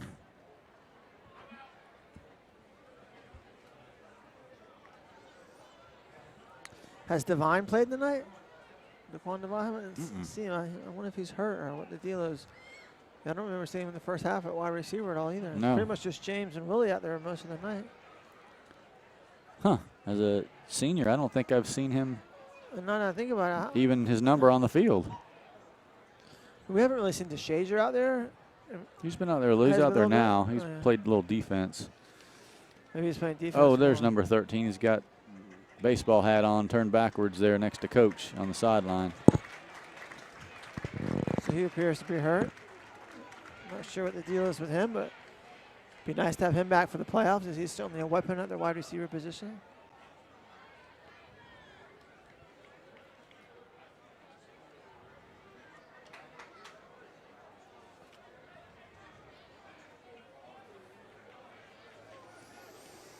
Well, the backup's not clicking at all right now. 3rd and 18, going the wrong direction. If we could have just had that one other point, we would have been done by now, but that's okay. There's Rakeen whipping it over to Jakari West, who leaped up and Pass interference. That was a nice throw by Randolph. Very nice throw. He's showing a nice arm in that play. that was there. a good throw.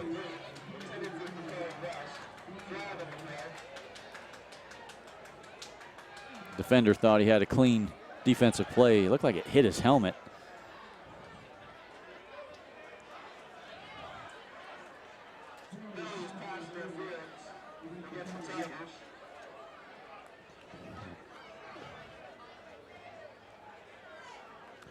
That's a break for the Dreadnoughts, Tim, getting a first down and 3rd and long due to the penalty. Well, actually, yeah, in high school, it's not an automatic first down, so it's not going to be first down. I don't think it's going to be enough yardage. I think it'd be replay of 3rd down.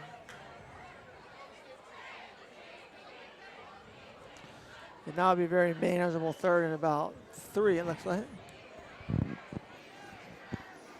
Did help the cause, 15 yards.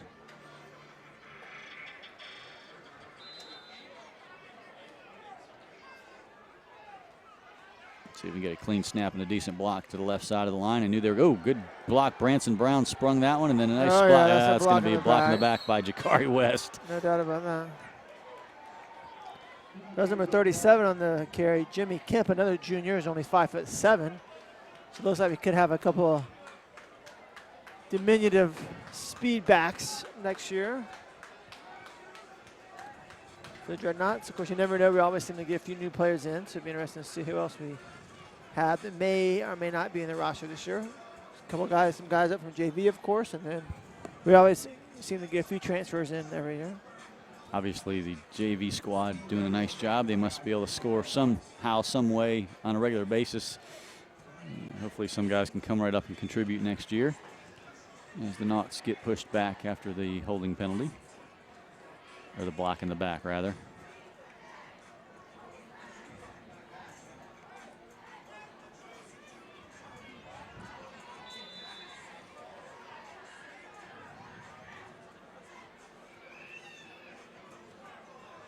Quan Randolph again, the young 10th grade listed as wide receiver, third string quarterback, is getting some play time, which is invaluable if he's going to be the backup next year. Boy. The runner 37 ran right into his blocker. Good tackle by the offensive lineman, Jimmy Kemp. Yeah, the backup offensive line here is not exactly opening up those big holes that we saw in the first half. Look how skinny number 92 is there for the Tigers. Wow. Is that Urkel out there? Yeah. Did I do that?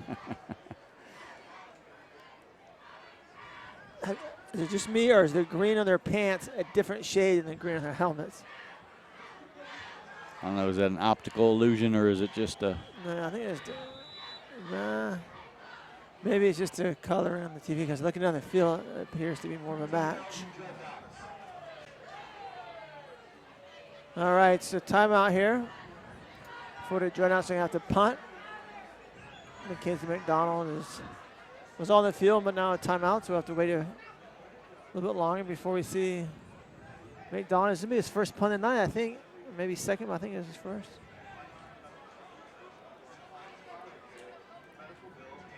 Did you know that this year the lacrosse team at Lakeland High School is going to be in FHSAA, no longer just a club sport?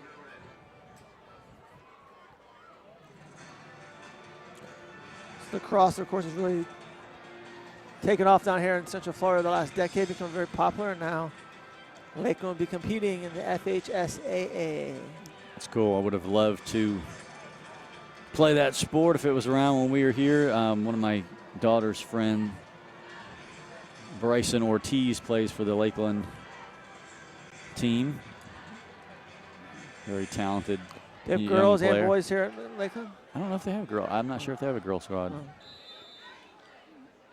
Went out to watch him play a month or two back, and cool sport. McKenzie may have showed a stiff leg on the punting. Yeah, not his best punt. Normally much better than that. Oh, so your daughter has a boyfriend? Is that what you said? No, I said I knew you were. I knew you were thinking that. She did just get her driver's license though, which scares the. No, I just heck it's out funny of when you said my daughter's friend, I automatically thought you were talking about a Yeah. girl. That's why I asked about girls lacrosse. So she's 16 or 17? She's 16. She got the her driver's license? regular driver's license a couple weeks ago. Daddy bought her a car yet? Yeah. Now she's a She's got a. now she's gonna be she could kick become your in wife's some. chauffeur, right? For That's your- one your- benefit. Yes. She's the older of your two girls, right? She is. Well, there you go. Yeah, she can take the other one around and everything. She's a sophomore or junior? She's a sophomore, but she could qualify as a junior, so we're just kind of waiting to see what She she goes wants to. Jenkins or here at Lakeland? Well, she's homeschooled, but homeschool. yeah, That's right. she's doing a good job.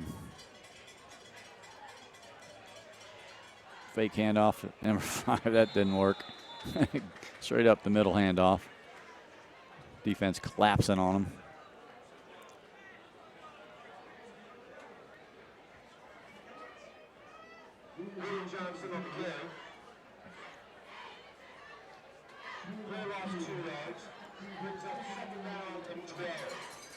All right. Robert Madden's had a heck of a game, but that hairband's got to go. The hairband? What's the matter with the hairband? At least it doesn't have any sparkles on it or anything. Yeah, got to keep the hair out of his eyes. I know. That's true. He's down there talking to Mackenzie McDonald. I think what Mackenzie's saying is, Robert, if you get a haircut like mine, you'll no longer need that You don't headband. need that. That's right. See what I did? Took that out of the equation. Second 12. Minute 20 left in the third quarter. Wow, nice catch. Hit hard, still on his feet. Uh-oh, that's trouble. He's going to take it to the house. Missed tackles abound for Lakeland. Oh, and someone's hurt.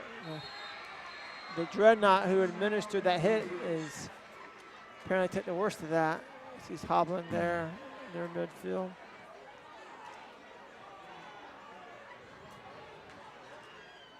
My friend, we were not destined to have a running clock tonight. Oh, An extra point away. Not meant to be. Not meant to be.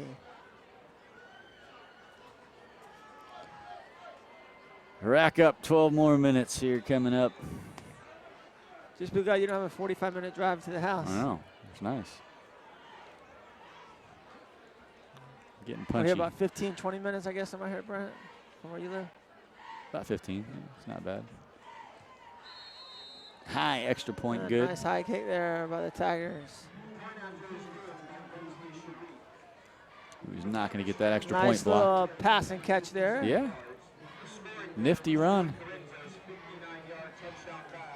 59-yard touchdown pass. I'm certainly not suggesting they would have won the game or be in position to win, but if they had started Ward Carinza at quarterback, perhaps they could have at least kept it close for a while. Well, if you kept the offense on the field longer. Yeah, exactly. Maybe we kept our offense off the field early longer. Touchdown.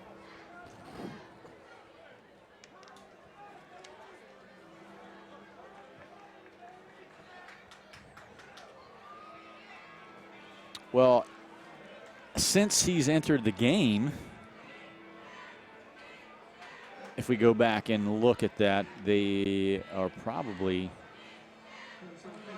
tied. Yeah, actually beating us 14-13 based on 14, yeah, 14-13. That's right. That's why I was thinking 14-14, but we missed the extra point. So, yes, they're beating us 14-13. So going back to the baseball playoffs, of course, the Cubs still have to get one more win against the Dodgers. They're 3-2 now, but assuming they make it, you know, if the Blue Jays say had made it in the American League, I mean, all of America would be rooting for the Cubs, you know. America is lovable losers, you know, all that stuff. But now with the Indians, you know, if the Cubs do make it, I don't think everyone has to be rooting for the Cubs. I mean, obviously, the Indians have a big following, but also you know, they're kind of, you know, underdog, if you will, or whatever. Haven't won the World Series in, 60 years or something. So it's going to be a very interesting match if the Cubs are able to get by the Dodgers. Is that game tonight, or when is it? No, game 6 is tomorrow night. And then if there is a game 7, that'll be Sunday night. And the World Series starts Tuesday night in Cleveland. Low kick, short to DeShazer, who finds, he had a gap, and he had a big gap. One of his players was cutting to the outside to block. He was cutting back over the center to try to get the gap, and he ran into his own blocker. Yeah, that's unfortunate.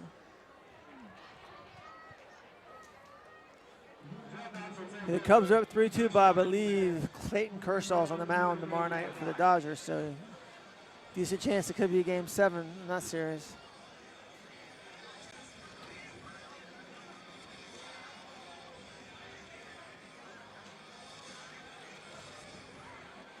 It's cool to see. I actually like seeing teams that have not won it in a long time, either whether it's football or baseball, get to the big show. Oh, yeah. Oops. I didn't call it.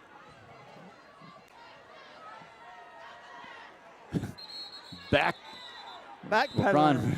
Randolph turning around and using those legs backwards to. Yeah, no. Should have been a penalty. Tigers jumped. There was a paw offsides, and now late. There we go. Flag now. That's going to probably be against them, I would imagine. Number 10 was talking some stuff. So I think we're going to get a personal foul. Keith Corney just texted to remind us not to wish the game away. Enjoy every moment of it, especially being up 41-14. 15-yard personal foul against the Tigers. Of course, we will not be on the air next week for the Kathleen game since it's at Kathleen. But we certainly plan to bring you the first playoff game, which will hopefully be here at Bryant Stadium as long as we take care of business next week. We used to brave, when we did radio broadcast, the Kathleen Stadium and environment for years, and that was always the best part was the banana pudding. That's the only thing that I was excited about going there for. They had quite the some good nanner pudding. Down-home cooking spread every time we go. Timeout Tigers, and we'll take a timeout too and be back with you soon.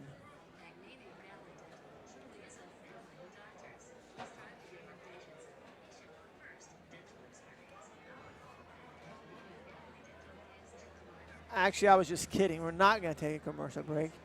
We're going to keep it right here. Psych. So going back to the baseball as we have this commercial here, or this timeout. You know, lots been made of the fact, you know, obviously Theo Epstein was the architect of the Red Sox, you know, breaking the curse there. Now it's with the Cubs. So, I mean, can you imagine if they won the World Series this year or next year, whenever, of being the man who broke those two curses? But the interesting thing is, who was his manager in Boston? Terry Francona, whose nickname is Tito, and he's the manager of the Indians. Oh. And so they could potentially meet in the World Series if the Cubs were able to get by the Dodgers. So if you're Tito Francona, you could break the curse in Boston and Cleveland, which is kind of cool.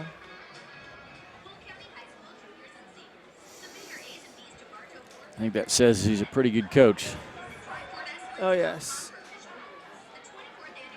He's been using his bullpen very unconventionally, using his closer a lot in the middle of the game, because his best pitcher instead of necessarily waiting to the ninth inning, which is not a bad idea if it's a get out of a bad jam. Flag, early flag. Nice hole. Let's Cut hope back. this is against them, because that's a nice run by number 25, McKay Marber, the pocket rocket.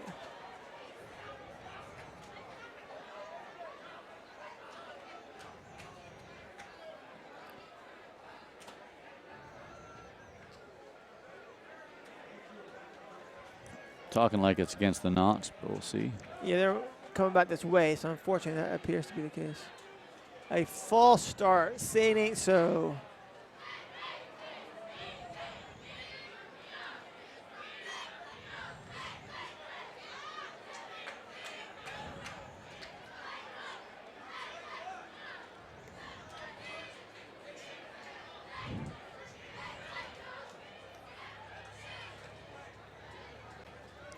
That hurts. Yeah, that's unfortunate. Actually, a beautiful run by Gut shot. Marber there.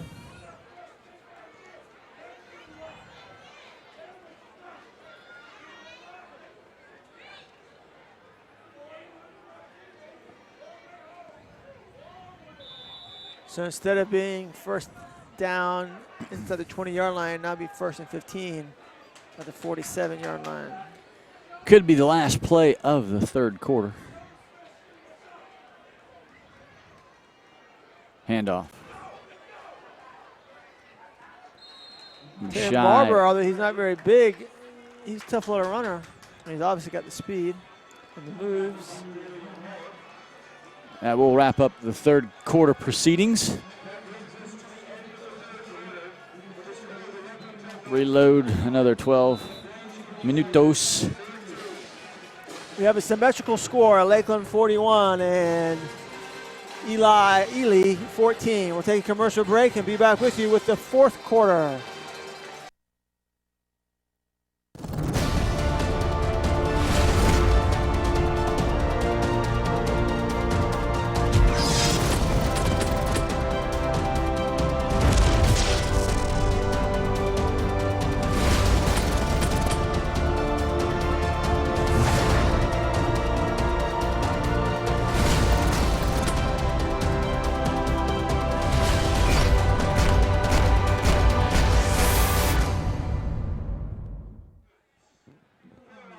Back to wind things up in the fourth quarter.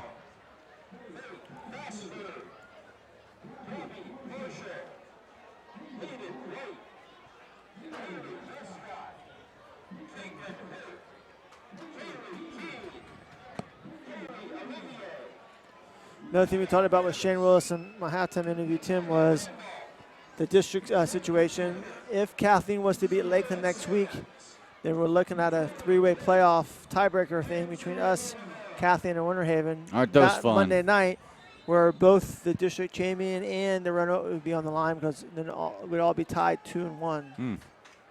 Three-way tie. Now, I'm not sure if Winter Haven's already beaten Bartow, or that would also be contingent on Winter Haven beating Bartow next week. But I believe that game's already taken place. So basically, if Lakeland wins, we're champs. Winter Haven will be runner-up. If Kathleen wins, we're looking at a three-way playoff.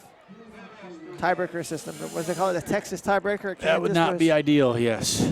I think they would actually flip a coin to see which team automatically makes it to the championship game of that little scenario, and that means that person would automatically be in the playoffs. And the other two would play at half, and the winner of that would advance on. The loser of that first half would be Gonzo, no playoffs.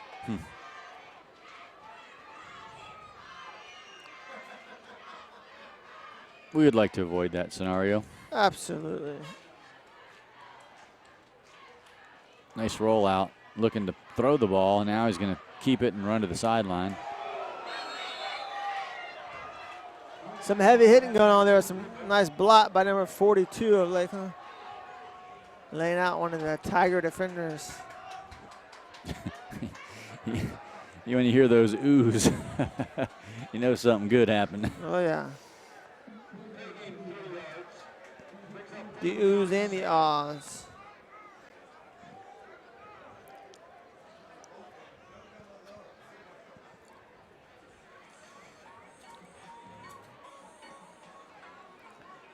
They're going for it on 4th and 7.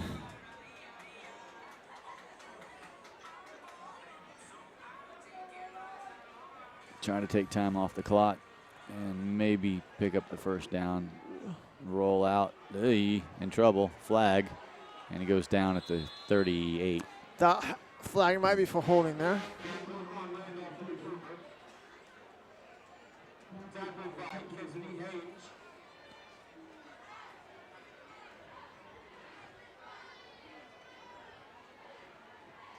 This is where Coach Castle patiently just teaches the youngsters, those guys that haven't had playing time. Looks different when you got 12 men running after you on the other side, full speed. No doubt. Takes a little bit of getting used to.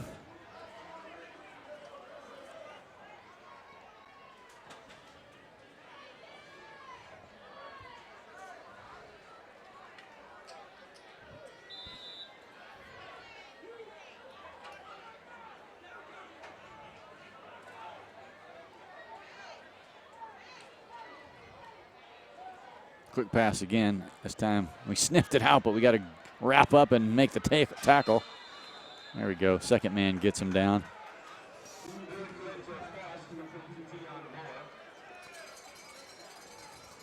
Lorenzo Brown made the tackle for the Dreadnoughts.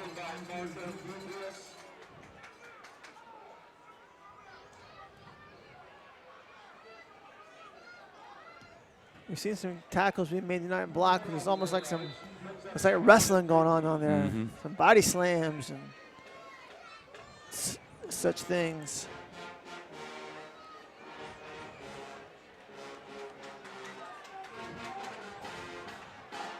There's Lorenzo Brown, there, number 26. Help make that last tackle.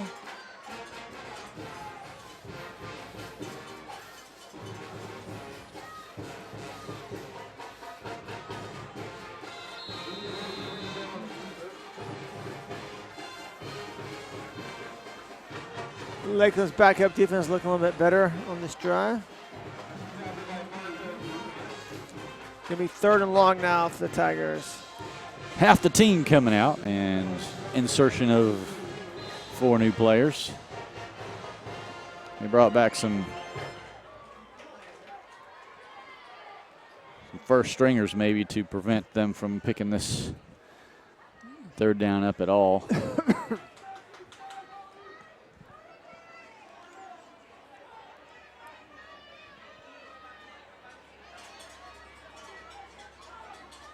Spread field. Let's see if number 2, Deuce, is going to go for the run, or he's looking to pass then on a slant, but now he's got to take off. Getting pressure, chase down, stop, go, and fall down. How about that? Number 96 walks over him. Careful there. Is that 98, I think? Or 98, I'm sorry. That's it is Trey. 96. Is it? It is Latrell 96. Jean. Latrell Jean, who's actually one of the main players, not a starter, but a youngster, so he's still going to get some reps this season, only a sophomore. Big loss. A little surprised they actually have James Robinson about to return this punt. Up by 27 in the 4th quarter. A little surprised by that.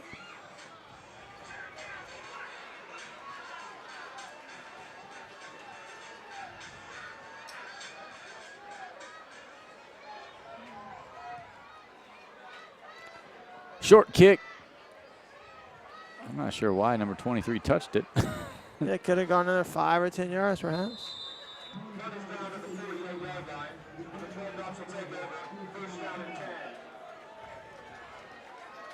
He touched it at the 49, and they gave him another. No, there they go. They're going to put it back. Yeah, that would have been awfully strange if they had spotted it on the other side of midfield. It's clearly he touched it on this side of midfield, but they got it right now at the 48-yard line where Lakeland will take over. Already in Tiger territory. Be nice if you see the backups here get a touchdown. A couple playmakers out there as Robinson comes off. Jakari West still on the field.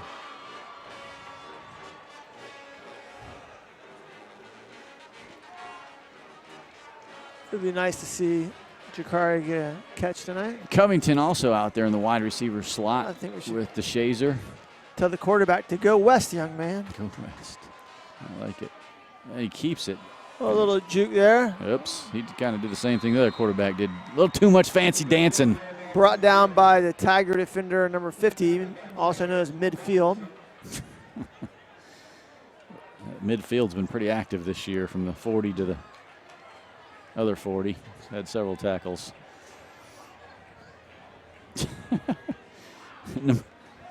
Number 8 for the Knots, Danquarius Lungs. Just looked at number 23, the quarterback that came off the field, ran off and said, what was that, bro? So that was one weird looking play.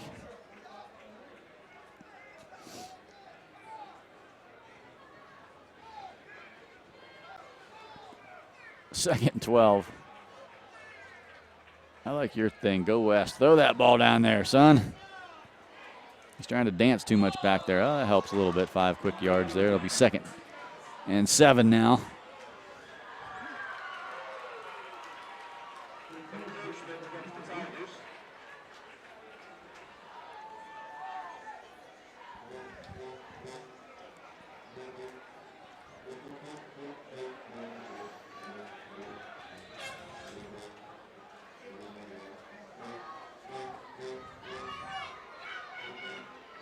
I guess Coach Castle's just taking time off the clock here. Tick, tick, tick. Please.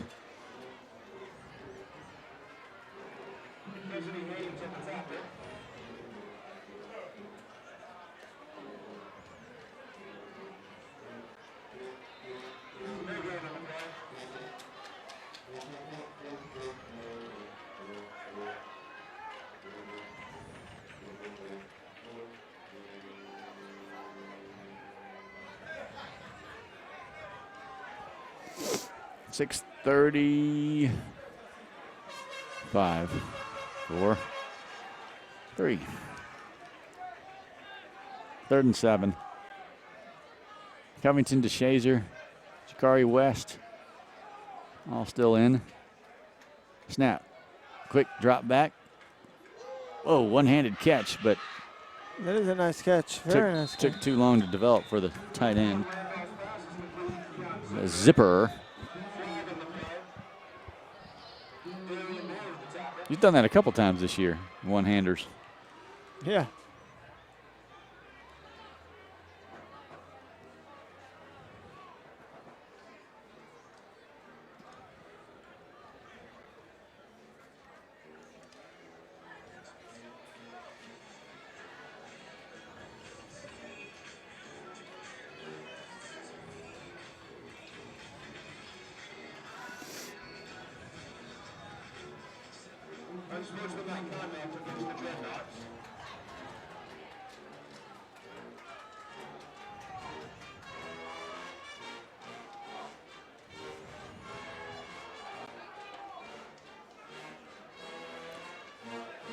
Taking a while to sort things out on the field. And we are, Jeff and I are ready for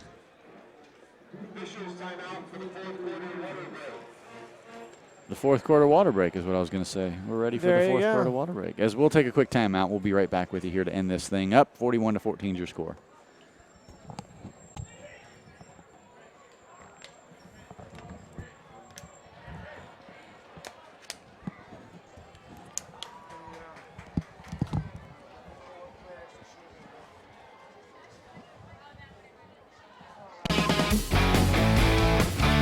From up here, most pre-owned vehicles look pretty similar, but that just isn't the case.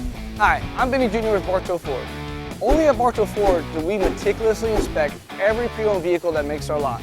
Because of our high sales volume, we're able to keep only the best. And let's face it, that's what you're looking for when you're looking for the best deal. A quality, premium, pre-owned vehicle. It's just another reason why at Bartow Ford we say we're different and we prove it.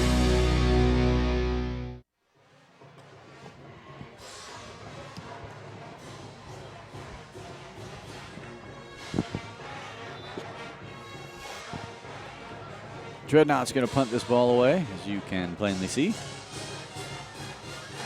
Good snap. That's a much better kick by McDonald. Caught and dropped out of bounds. Number 29 juggles it back to the 20.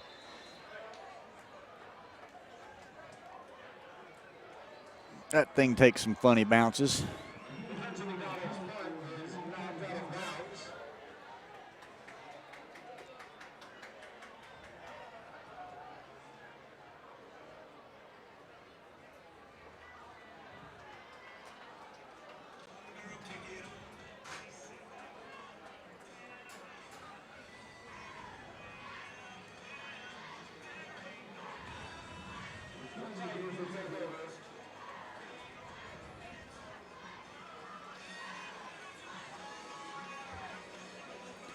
Maybe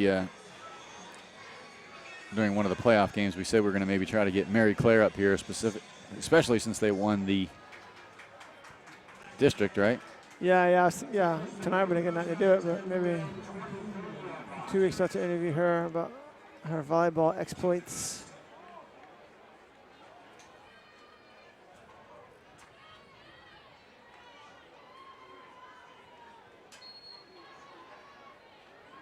Time does fly.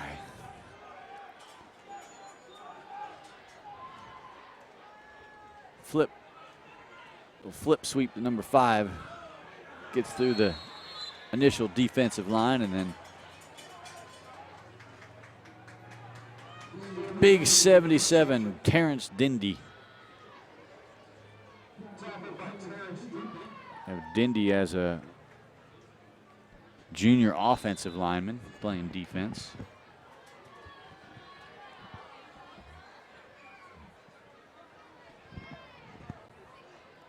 That was dandy by Dindy.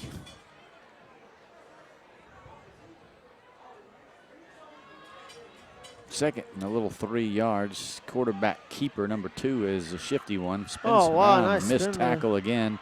Broke 2 more tackles. Down the sidelines he goes, down to the 25-yard line. Curtis Stevens knocks him out of bounds. Otherwise, that would have been a touchdown for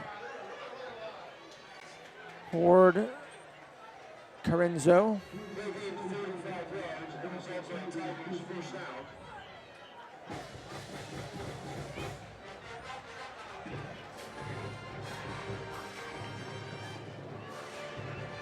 They're playing the zebra now. Yeah.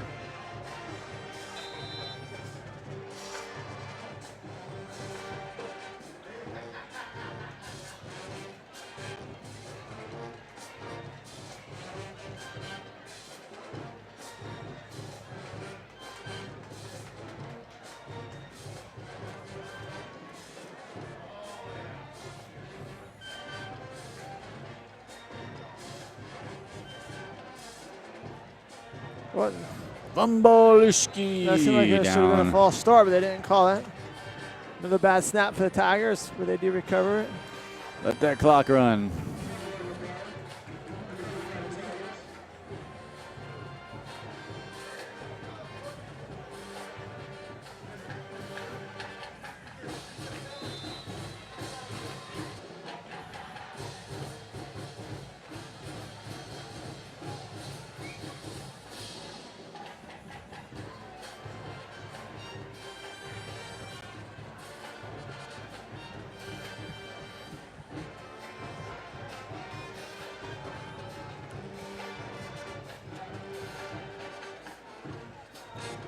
Yes, we're still here.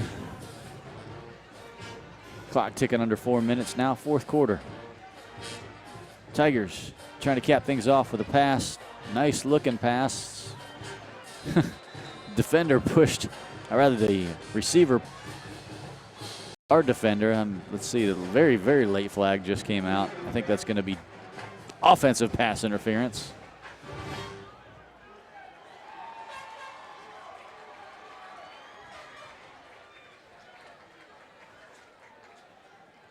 But I could be wrong.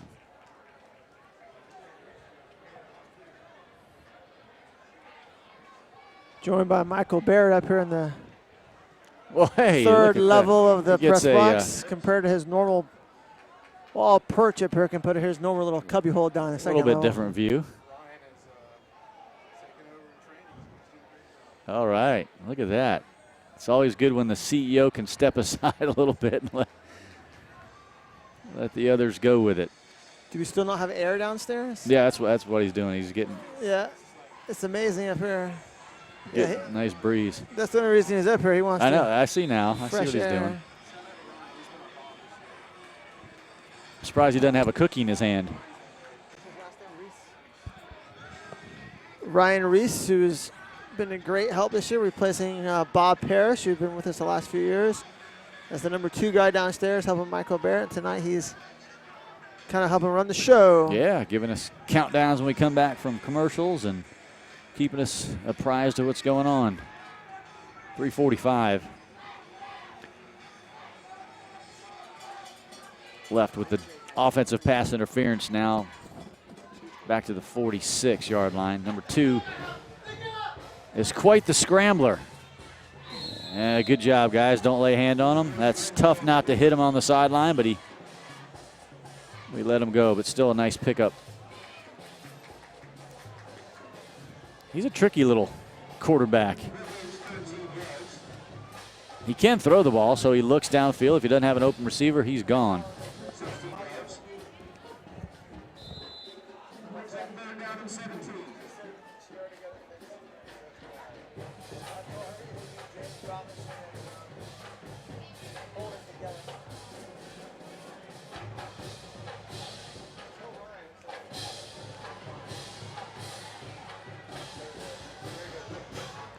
Third and 17 still after the big offensive pass interference penalty. Number 2 looking now. He's going to fire. Has a man downfield. Good coverage. Overthrown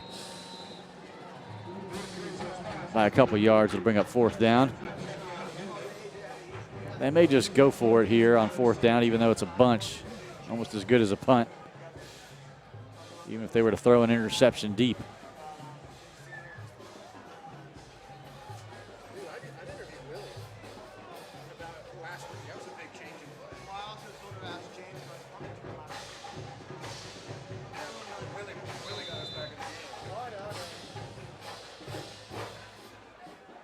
Yeah, that'd be a good interview. I'd like to see that. I don't think Willie Baker. Yeah.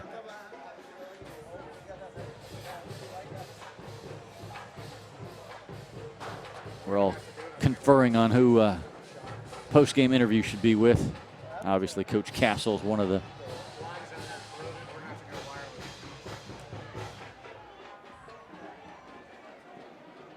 Number 80 split out wide. They've been running this spread offense the entire game, especially when number 2 comes in. He's got a lot of options to just scramble, run, or pass. Looking to pass on a 4th and long. He's going to fire it over the middle and puts a little too much on it behind the intended receiver, number 5. Dreadnoughts will take over on downs.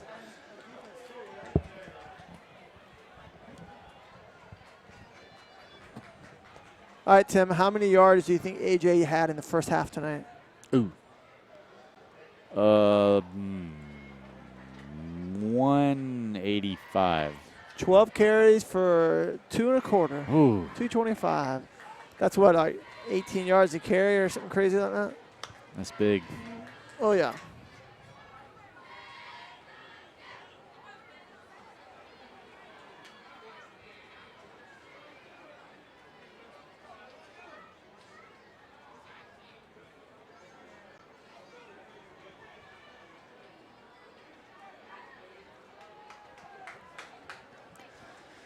Third stringer still getting some good PT. Raquan Randolph. Nice little run. Who's that? Demarius Jones? Everybody's getting carries tonight for the Dreadnoughts. The wide receiver, 12th The grade water wide boy. receiver. The band members. Cheerleaders, they got them all.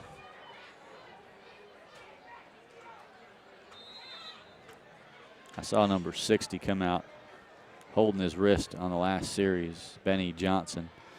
Got 2 or 3 guys working on him. He's got either sprained or broke that left wrist.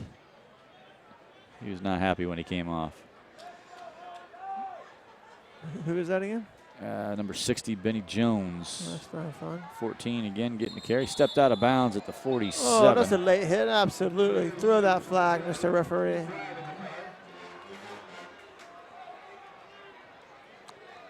Kind of dangerous there. He almost took out one of his teammates when he got tackled.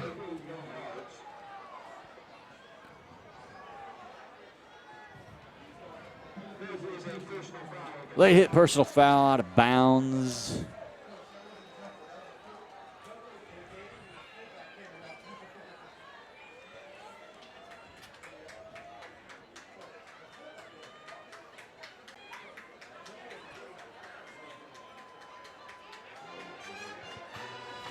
Tigers bounced a little too late that time.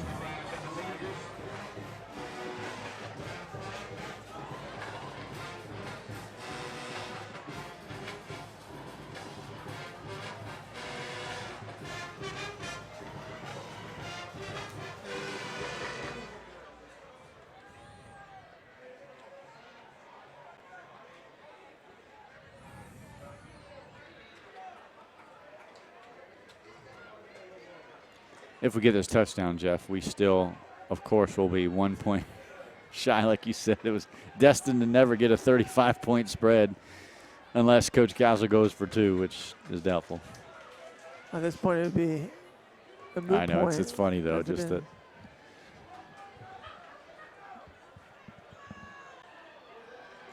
What is he holding? What towel is that?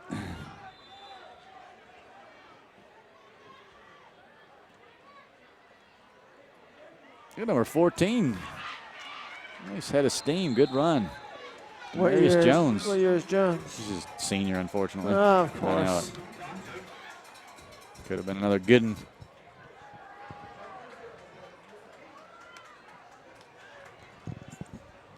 He's doing good. I like his style.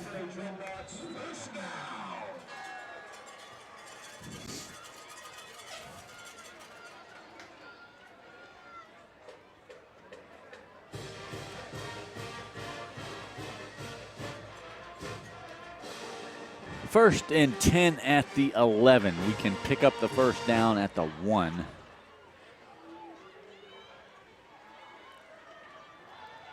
A good tackle by number 57. Some serious penetration there by the Tigers. Yeah. I like actually, Jones has got that kind of, I could already see natural ability. When he got that ball, he immediately shifted to the right. Just happened, number 57 broke free completely and he couldn't go anywhere, but he's got an instinct about him as a runner. It's the first time we got to see him this year. That's pretty good. There's always going to be plenty of talent here in Lakeland, that's for sure. Always talented guys playing and also waiting in the wings.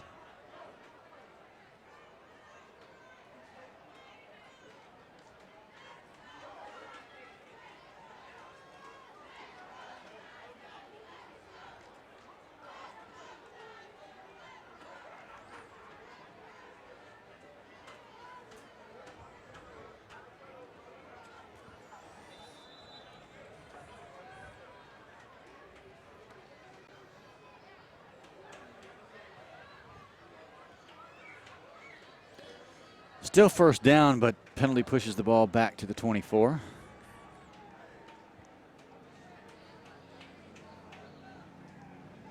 Young players getting lots of good playing time.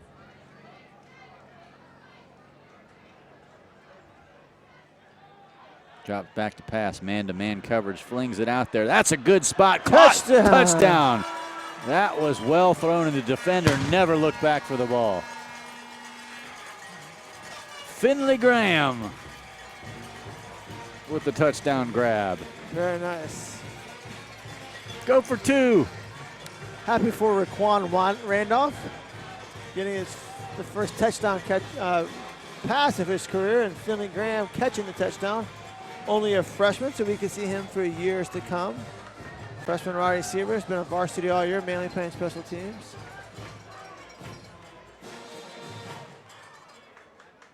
A little bit late. Number 63, that's the longest run he's.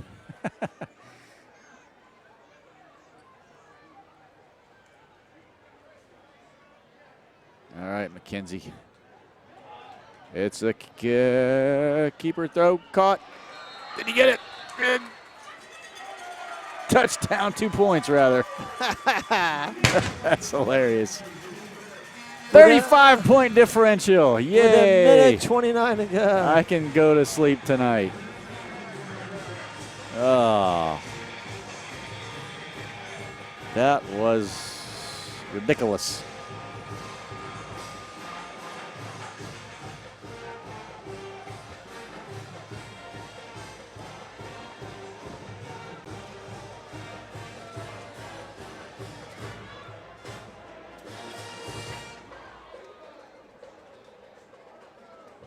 Funny.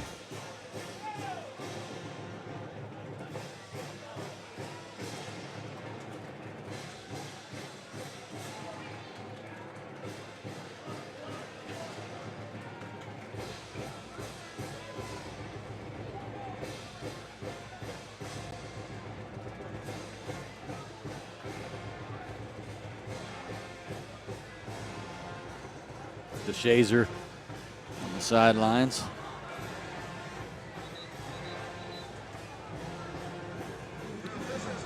As the Knots prepare to kick off for the last time of the night. We think so. Well, possibly the last kickoff of the regular season at home. In front of the home crowd. Although Lakeland shows up to Kathleen pretty strong usually. And with the district on the line, I would say that would be a good one to go to if you're a Dreadnought fan. Yes, so we will not be on the air next week, but we encourage you, if you're in the area and able to make it, head over to Kathleen High School, home of the Red Devils, for the game next Friday night. We're going to make them play this again. Not sure why. So much for your 35-point lead, Mr. Conti. Okay, back in the same. What happened? Castles.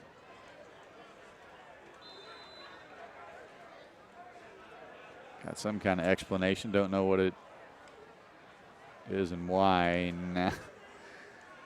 Now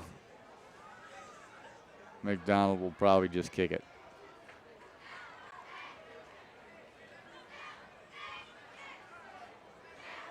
Come on, DeShazer, just take off and run with it. Nah. Nice kick there, a little longer extra point than normal for Mackenzie McDonald.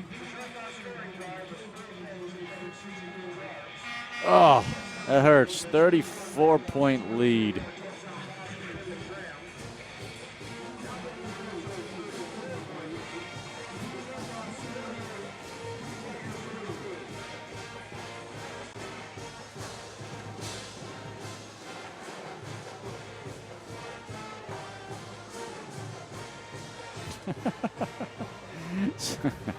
Some guys are down there mimicking the cheerleaders' high kick. It's quite entertaining. Yep, they stopped. It's funny.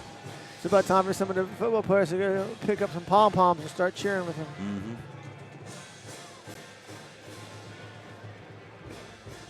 Wow, is it midnight by now? 10:41.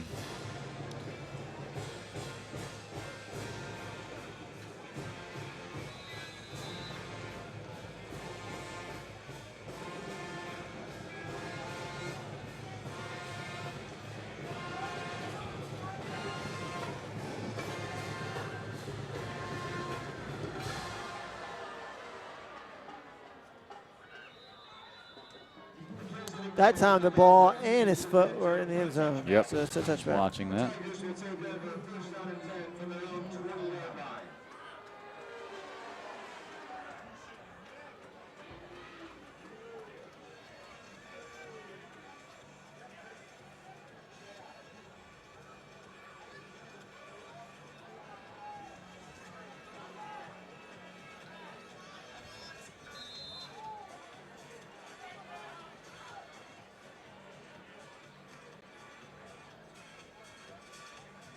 A mere 89 seconds left.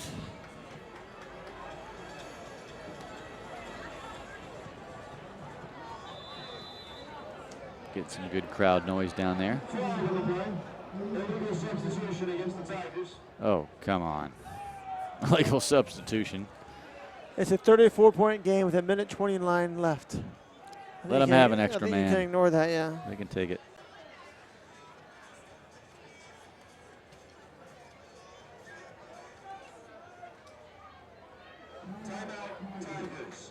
And the Tigers call a timeout. Of course they do.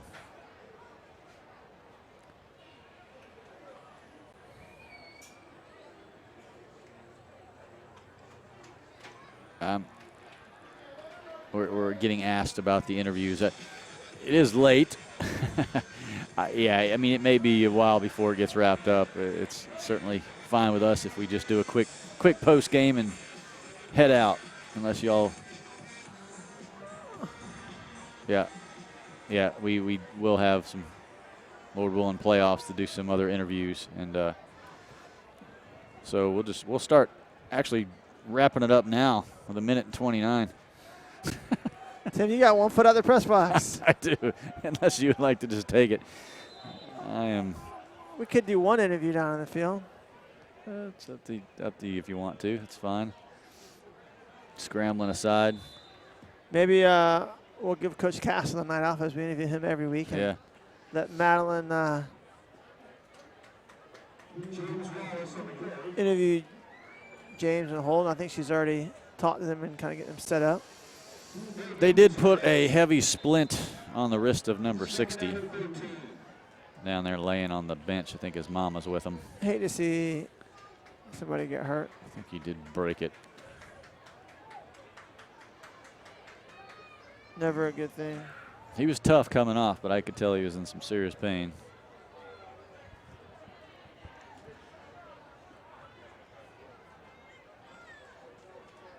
Under a minute to go. 12 gets tripped up at the line of scrimmage.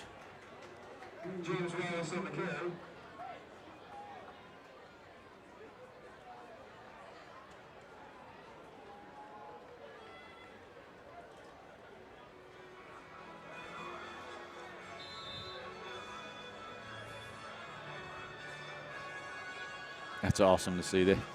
They are going deep to the bench.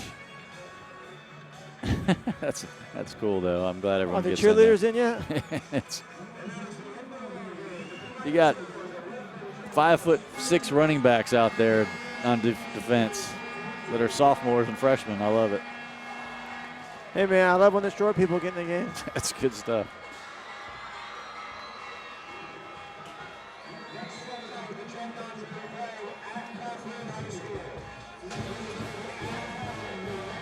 Your final score tonight from Bryant Stadium: Lakeland 48, Ely 14. Another convincing Dreadnought win.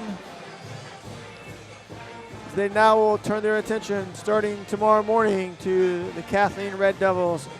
They'll have a chance. They control their own destiny. They'll have a chance to clinch district championship next Friday night outright. Otherwise, they'll end up in a three-way tie. As you see the final score on your screen, Dreadnoughts 48, Tigers 14. Friday Night Football brought to you by Champions. We want to thank the fine folks at Grassroots Sports and Champion for their support of the Lakeland High School football.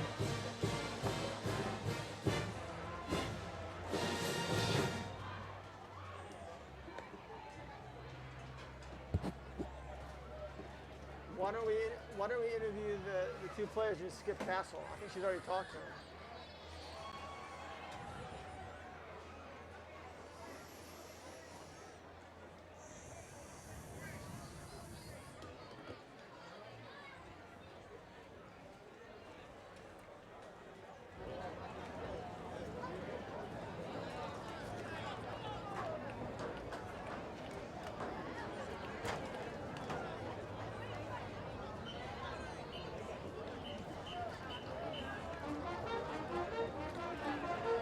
Lakeland High School finishes out their home regular season with a nice 48-14 win. Really never in question. Knott's came out strong behind 225 plus yards for Davis in the first half. That'll just kill anybody.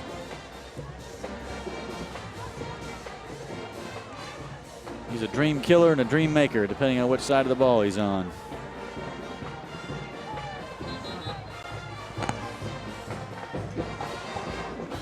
So I think we're going to still have interviews with James Robinson and Holden Hotchkiss tonight. Together, combined interview.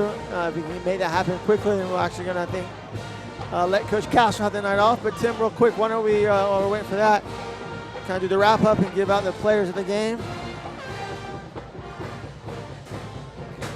I think the offensive player of the game is a no-brainer, Tim. I think he, Davis has killed it. When you rushed the ball for 225 yards the first half, that's automatic player of the game stat for Anthony A.J. Davis. Just a tremendous night for him. Several highlight-worthy runs there in the first half. Just incredible, and seeing him at his best is fun when he's healthy, and just dominating is something to watch. So very exciting as you see Anthony Davis there. For defense, obviously some different candidates. Great interception by Demarion Mathis, but I think we should give it to Robert Madden tonight. Yeah, he just all over the field, making tackles from linebacker, defensive line, even had a special teams tackle as well. I'm in agreement with that, as he was just all over. We called his name too many times not to give him that a little accolade there. Just minus the hairband is on. And then on special teams, I think I believe it was Kieran Spates who blocked that field goal. I'm pretty sure it was him. He was all over it tonight, so too. Let's give it to him. Okay, Spates, and then an honorable mention to the senior class. As we thank the entire senior class for another successful Dreadnought season, as Lakeland improves to 7-1, as you see Kieran there.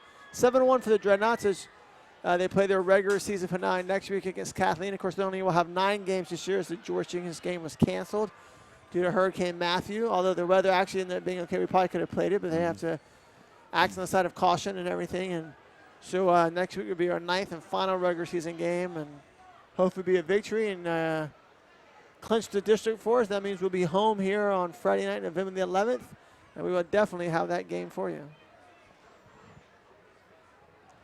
As you see Coach Castro talking to his troops. As the cooler weather filters in starting tomorrow, it's always fun to be able to put on some sleeves or a light jacket for these playoff games or last couple of games. And as we go deep into the playoffs, we are able to usually do that each year. And as the Agnini Family Dental postgame show rolls on, Madeline Walsh is ready, almost ready, so we'll be going down the field momentarily for our player interviews tonight. And we'd like to thank Madeline and Mary Claire. I think Madeline has one of the players with her. Madeline, take it away. Hey there, I'm down here with Holden Hotchkiss and James Robinson. James, how are you feeling about that touchdown catch tonight? I mean, I was telling him we had it the whole game. I mean, he threw it up where only I could get it, and I came down with the ball. Felt great. Awesome, awesome. Okay, so since it's senior night, can you guys believe it? It's crazy. How are you guys feeling? Oh, it's almost over. Yeah, it's crazy. I'm happy how we're doing this year. I think we're going to be able to do good in the playoffs and just keep positive attitude for the rest of the season. Hey, I mean, it came too quick. It was like yesterday we were sophomores going into our junior year. I mean, all of us want the same thing right now. We just want to win, keep winning, go to state, and win again. And are you guys excited about the Kathleen game next week? Oh yeah, I'm real excited. It's going to be a sold-out game, hopefully. Yeah, it's going to be sold out. Awesome, awesome. Thank you so much for your time. Alrighty, back to you guys. I like it. That was kind of a different kind of interview. Casual vibe. Yeah, casual vibe. It was like a round table conversation. And she's a little more she did a great job. Mary Claire's a little more business-like. I think that's Madeline's thing. I think she's kind of that's her she's a Harrison student, sweet spot. There you go. A little more artsy, creative side. But yeah, let's go ahead and wrap this one up. No need to beat the dead horse. Lakeland did a great job. We expected it, and they delivered some fine performances. And Jeff, I'll say God bless, good night, and let you wrap it up for us. And thanks to be with everyone as usual. All right, Tim, once again, your final score tonight. The Lakeland High School Dreadnoughts 48, The Pompano Beach Blanche Ely Tigers 14. Lakeland improves to 7-1 next week at Kathleen, 7:30. We will not be on the air as it's a road game, but we'll be back with you in hopefully 3 weeks for a home playoff game on November 11th, pending next week's game against Kathleen. Have a great weekend, and Tim's going to be fired. We'll have a new partner for me in a few weeks. But anyways, have a great weekend, be safe, and see you soon. Go Dreadnoughts.